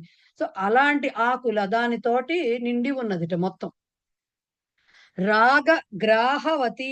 గ్రాహవతి అంటే ఏంటి అంటే రాగము అంటే ప్రేమ, అటాచ్మెంట్. ఇందాక ప్రేమ అంటే ఆ రకమైనటువంటి బాగా అటాచ్మెంట్ అన్నమాట. ఓకే. దాని మొసళ్ళు ఉన్నాయట. ఓకే. దాంట్లో ఉన్న మొసళ్ళు, నది అంటే జనరల్ గా మొసళ్ళు జీవులు ఉంటాయి కదండి జనరల్ గాను. సో ఆ నదిలో ఉన్న మొసళ్ళు ఎలాంటివి? రాగము అంటే బాగా ఇందాక నుంచి చెప్పుకున్నాం కదా, వైరాగ్యానికి అపోజిట్ రాగం కదా. అన్నిటి మీద అభిమానం, అన్నిటి మీద మోహం. అటువంటి మొసళ్లను కలిగి ఉందిట. గ్రాహ అంటే మొసలి. సో దాన్ని కలిగి ఉందిట. గ్రాహవతి అంటే మొసళ్లను కలది. ఏది? ఆశ అనే నది. అలాగే వితర్క విహగ. వితర్కం అంటే వితర్కాలు అంటే ఏంటి? తర్క వితర్కాలు అంటాం మనం. వితర్కం అంటే ఏంటి? ఈ రకమైన ఆశలు, ఇప్పుడు కోరికలు, అలలుగా వచ్చే ఆశలు ఉన్నాయి, మోహాలు ఉన్నాయి. వీటన్నిటిని సాధించుకోవడానికి మనం డిఫరెంట్ డిఫరెంట్ డైరెక్షన్స్ లో పని చేస్తూ ఉంటాం కదా, రకరకాల ప్రయత్నాలు చేస్తూ ఉంటాం. అవన్నీ వితర్కాలు. అలాంటివి ఏమిటా? అవే పక్షులు. విహగాహ. ఆ రకరకాల ప్రయత్నాలే పక్షులుగా ఉన్నదిట నది. అంటే ఆ నది మీద ఎగురుతున్నాయి అన్నమాట అవి. ధైర్య ద్రుమ ధ్వంసిని. ఈ నది ఎలాంటిదిట? మనకి ద్రుమం అంటే చెట్టు. ఓకే. ద్రుమ దళ శోభిని అని వందే మాత్రంలో వస్తుంది కదా మనకి. అంటే ద్రుమము చెట్లతో ఆకులతో శోభిల్లుతూ ఉంటుందని. సో ద్రుమం అంటే చెట్టు. ధైర్యం అనే చెట్టును ఉంటే కూడా నదీ ప్రవాహానికి రోడ్లు అన్ని కొట్టుకుపోతాయి కదండి, చెట్లు అన్ని కొట్టుకుపోతుంటాయి కదా తీవ్రమైన ప్రవాహం వస్తే. ఇది ధైర్యం అనేటటువంటి అంత పెద్ద చెట్టును కూడా చక్కగా ధ్వంసం చేసి పారేస్తుంది. ఓకే. ఇంకా ఏంటిట? మోహ ఆవర్త సుదుస్తర అతి గహన అంటే చాలా లోతైనది, చాలా గంభీరమైనది, లోతైనది బాగా. ఆవర్తము అంటే ఏంటి? సుడిగుండాలు. ఏంటి ఆ సుడిగుండం? మోహాలు. మోహం ఉంటుంది కదా, చంపుకోలేని మోహం. ఒక్కొక్కళ్ళకి ఒక్కొక్క రకమైన మోహం ఉంటుంది. ఏ ఆ ఆ మోహాలనేటువంటి సుడిగుండంతోటి సుదుస్తర. తర అంటే అర్థం ఏంటి? ఈదే దాన్ని ఈదగలిగినది అని అర్థం. సుడిగుండాలు ఉంటే దాన్ని ఈదలేం కదా. మధ్యలో ఎక్కడో సుడిగుండాలు ఉన్నాయనుకోండి, నదుల్లో ఎలా ఈదుతారు? సుడిగుండం ప్లెయిన్ గా ఉంటే వెళ్ళిపోతాయి. ఇది లేకపోతే ఇది కిందకి లాగేస్తుంది కదా సుడిగుండం అనేది. సో ఆ మోహం అనేటువంటి సుడిగుండాలతో నిండి ఈదడానికి శక్యము కానిదిట. సుదుస్తర, ఈదడానికి మహా కఠినతరమైనది అది. అలాంటి నదిట ఆశ అనే నది. ఇంకా అతి గహన చెప్పా కదా, చాలా లోతైనది. ప్రోత్తుంగ చింతాతటి. ఇన్ని రకాల కోరికలు, ఆశలు, మోహాలు, దానికి ప్రయత్నాలు ఇన్ని రకాలుంటే చింత, ఆ రకమైనటువంటి ఆలోచనలు, బాధలు ఎక్కువ ఉంటూనే ఉంటాయి కదండి. అవి ఎలా ఉన్నాయట? ప్రోత్తుంగా ఎగసి పడుతున్నాయట. ఆ ఆలోచనలు, ఆ బాధలు, వాటి వలన తీరకపోతే బాధలు, వీటి తీర్చుకోవాలనేటటువంటి ప్రయత్నాలు, ఆ ఆలోచనలు, ఆ ఆలోచనలు ఉవ్వెత్తున ఎగసి పడుతున్నటువంటి ఆలోచనలు కల అంటే ఆలోచనలు అలలుగా కల తీరము. తటి అంటే తటము గలది తటి. ఓకే, తీరముగా ఉందిటది. అంటే ఏంటి? ఇవన్నీ నిండి ఉంది. దానికి ఉన్నటువంటి ఆ ఆలోచనలు ఎగసి పడటమే ఆ తీరం దగ్గర అట్లా ఉన్నాయన్నమాట. అంటే ఇవన్నీ ఉన్నాయి, మనం ఇప్పుడు దీన్ని ఎలా సాధించుకోవాలి అని ఆలోచిస్తూ ఉంటాం కదా, అవన్నమాట. తస్యాహ పారగత, ఇంత కష్టమైనటువంటి ఈ నది యొక్క పారగతాహ అంటే ఆవలి ఒడ్డుకి చేరిన వారు. తస్యాహ పారంగతుడు అంటామే మనము. పారంగతుడు అంటే ఏంటి? ఒక శాస్త్ర పారంగతుడు అంటే ఏంటి? శాస్త్రాలను అధ్యయనం చేసి ఆవలిగట్టుకు వెళ్ళాడు, ఇక్కడ లేడు, మొత్తం అధీనం చేసేసాడు. సో ఇక్కడి నుంచి అక్కడికి వెళ్ళిపోయిన వారు, అవతలి గట్టుకు చేరిన వారు ఎవరు? విశుద్ధ మనసహ. ఇటువంటి మోహాలు, రాగాలు, అభిమానాలు, లేకపోతే ఆశలు, కోరికలు, భయంకరమైన కోరికలు ఇవేవి లేని విశుద్ధ మనసహ, మంచి చక్కటి కల్మషం లేనటువంటి పవిత్రమైన మనసు గలవారు ఎవరైతే ఉన్నారో ఎవరు వాళ్ళు? యోగీశ్వరాహ. యోగీశ్వరులకే ఉంటుంది, మానవ మాత్రులకు సాధ్యం కాదు. యోగీశ్వరులు నందంతి, సంతోషపడుతున్నారు. ఓకే, ఆశ అనే నది ఎట్లాంటిది? దాంట్లో కోరికలే, ఆశ అనే నదికి కోరికలు నీళ్లుగా ఉన్నాయి. నీళ్లే కోరికలు, దాంట్లో కోరికలే నీళ్లు. దానిలో ఉన్న ఆ ఆశలు అవన్నీ కూడా అలలు. అలాగే మనకున్నటువంటి మోహాలు, రాగాలు అవన్నీ ఏమో మొసళ్ళు. అలాగే మనం చేసే రకరకాల ప్రయత్నాలు పక్షులు. అట్లాగే ఆ నది ఎలాంటిదిట? మనకుండే ధైర్యం అనేటటువంటి చెట్టును కూడా నాశనం చేయగల కెపాసిటీ ఉన్న నది అది. ఇంకా రకరకాల మోహాలు అనేటటువంటి సుడిగుండాలతోటి ఈదడానికి శక్యము కానటువంటిది. అట్లా అంత లోతైనది. ఓకే, ఇంకా ఉవ్వెత్తున ఎగసి పడే ఆలోచనలు అనేటటువంటి అలలు తీరము దగ్గరగా ఉన్నవి. అట్లాంటి నది అది. ఇలాంటి నదిని దాటి అవతలికి వెళ్తున్నటువంటి అట్లా వెళ్ళేటటువంటి మంచి నిష్కల్మషమైనటువంటి పవిత్రమైన మనసు ఉన్నటువంటి యోగీశ్వరులు సంతోషపడుతున్నారు. అంటే ఇంత చేస్తే, అవన్నీ దాటి అంత యోగ సిద్ధి పొందితే మనిషి సంతోషంగా ఉంటాడు. వీటిల్లో ఏ ఉన్నా మనిషి బాధపడుతూ ఉంటాడు. అదనమాట అండి దానికి ఆ పద్యార్థం. రైట్, వాళ్ళు ఇంకేం మొదలెట్టినా అవదు.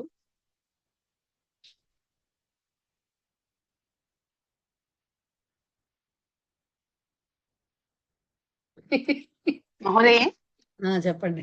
చక్షురున్మీలితం అని మనకి అంటే ప్రవేశాల్లో ఒక అజ్ఞాన తిమిరాంధస్య. చక్షురున్మీలితం అనేది స్ప్లిట్ చేస్తే చక్షు ప్లస్ ఉన్మీలితం అని రాయచ్చా? అదే కదా మరి, చక్షు ఉన్మీలితం. అక్కడ విసర్గ ఉకార సంధి వస్తుందా? రాదు కదా. చక్షు రున్మీలితం అంటుంటే ఏమొస్తుంది అక్కడ? రేప జ్ఞానాంజన శలాకలో ఏమైనా ఉంటుందా? జ్ఞానాంజన శలాకయ దానిలోనే లేదు, అది సమస్త పదము. సో జ్ఞాన అంజన శలాకయ మొత్తం సమస్త పదములో సంధి. అది సమస్త పదాలు వచ్చాక తెలుస్తుంది. రైట్. గురు లౌకిక దేవో న్యాయం మీకు గురు పాతవి విష్ణువు ఈ రెండు కూడా గుర్తున్నాయండి రేపే కదా మహోదయ? మల్లీశ్వరి గారు? ఏంటండి? ఇంకా మీకు పాతవి గుర్తున్నాయండి మల్లీశ్వరి గారు అంటున్నాను. అయ్యో అది అంటే గుర్తుపోతే ఎలా, అప్పుడప్పుడు గుర్తుపెట్టకపోతే చదువుతుంటాను. ఎలా? రేపు ఆషాఢ పౌర్ణమి నేను అప్పుడప్పుడు రాగానే చదువుతుంటానండి. అందరి నాకు అదొక వాట్సాప్ లో పిచ్చి. అవే నాకు వస్తాయి. శ్లోకాల్లో కొంచెం పిచ్చి ఎక్కువ, అందుకని అలా అప్పుడప్పుడు చదువుతూ ఉంటాను. దీంట్లో కాదు మహోదయ, కొంతమందికి ఇప్పుడు గుర్తుండదండి. ఒక బ్యాచ్ ఉంది, గుర్తుండని బ్యాచ్ ఒకటి ఉంది దీంట్లో. సర్లేండి సార్, అట్లా కాదు. అజ్ఞాన తిమిరాంధస్యది జనరల్ గా గురు పౌర్ణమికి మనకు వాట్సాప్ లో అన్నిట్లో అదే వస్తూ ఉంటుంది కదా, జనరల్ గా గుర్తుంటుంది. వస్తుంటుంది. ఇంత సీరియస్ గు- టాపిక్స్ గురు చెప్పుకుంటాం బ్రహ్మ కదా. గురు గురు బ్రహ్మ బ్రహ్మలో మనకి రేపే వచ్చింది కదా, అలాగే ఆ, గురు విష్ణువు గురు దేవో కూడా రేపే వస్తుంది. అంతే అంతే. ఓకే, గు- సీరియస్ గురోర్ టాపిక్. గురోర్ వచనం, ఇప్పుడు గురోర్ వచనంలో రా మామూలుగా వచ్చేస్తుంది. అంటే రా రాదు అంటే పైన కింద రేప రాకుండా మామూలుగా వచ్చేస్తుంది కదా రాదు. ఎలా గురోర్ వస్తుంది? వచనం. గురోర్ వచనం అంటున్నప్పుడు రా వస్తుంది కదా, రా వా వా పైకి వస్తుంది. పైకి వస్తుంది. మరి మహోదయ కిందకి రేఖ వచ్చేదైనా ఉంటాయా? రాదు రాదు రాదు అది కొంచెం నాకు మొన్న డౌట్ రాదు గా రాదు అనిపించింది, అంటే అది చదివినప్పుడు. రాదు రాదు రాదు. అలాగే అథహ, అతహ అంటే అంటే ఆ రెండో మహాప్రాణం తా ఉంటుంది కదా, థ అతహ అన్న అధహ అన్న ఒకటేనా? అంటే కింద అని చెప్తాను చూడండి, కింద అనే అర్థానికి. ఉండండి, నాకు అర్థమైంది మీరు అడిగింది. ఆ థాల్లో థా రెండో థా వస్తుందే, అది దానికి విసర్గ ఉండదు, కేవలం అథ అంతే. ఆహా, ఓకే. దానికి విసర్గ ఉండదు. అథ అంగ పూజ అంటామేమో, అథాంగ పూజ అంటారే, అథ అంగ పూజ అంటే ఇప్పుడు ఇంక చేయబోయేది, ఇంక దీని తర్వాత చేస్తున్నది అని అర్థం. అథ అది, దానికి ఓకే. విసర్గలు ఉండవు, అది అవ్యయం. ఓకే. అధహ తథ దధ అధహ, రెండో అది అది విసర్గలు ఉంటాయి, అది అవ్యయమే, అది కింద అని అర్థం.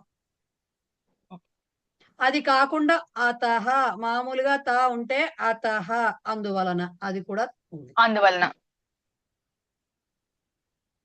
అలాగే ఓకే, ఇంకేదో రాస్తున్నాను. అంతే మహోదయ్, ధన్యవాదాలు. కొంచెం లౌకిక మేడం న్యాయాలు. మీకేం చెప్పనివ్వకుండా ఏదో అడిగేస్తున్నారు. ఏం పర్వాలేదులేండి, ఏం కాదు, ఎప్పుడైనా చెప్పాల్సిందే కదా, అవి నష్టమేం లేదు. మహోదయ్, చెప్పండి సార్. మహోదయ్ నమస్కారం. చెప్పండి సార్. నమస్తే. ఈ పరస్మై పదులకు శత్రు ప్రత్యయము, ఆత్మీయ పదులకు శాంతి ప్రత్యయం అన్నారు. ఉభయ పదులకు ఎలా చెప్పాలి మరి?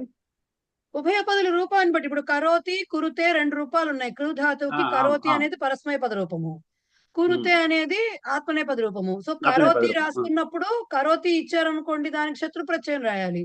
కురుతే అని ఇచ్చారనుకోండి, శానచ్ రాయాలి. ధన్యవాదాలు. ఇంకా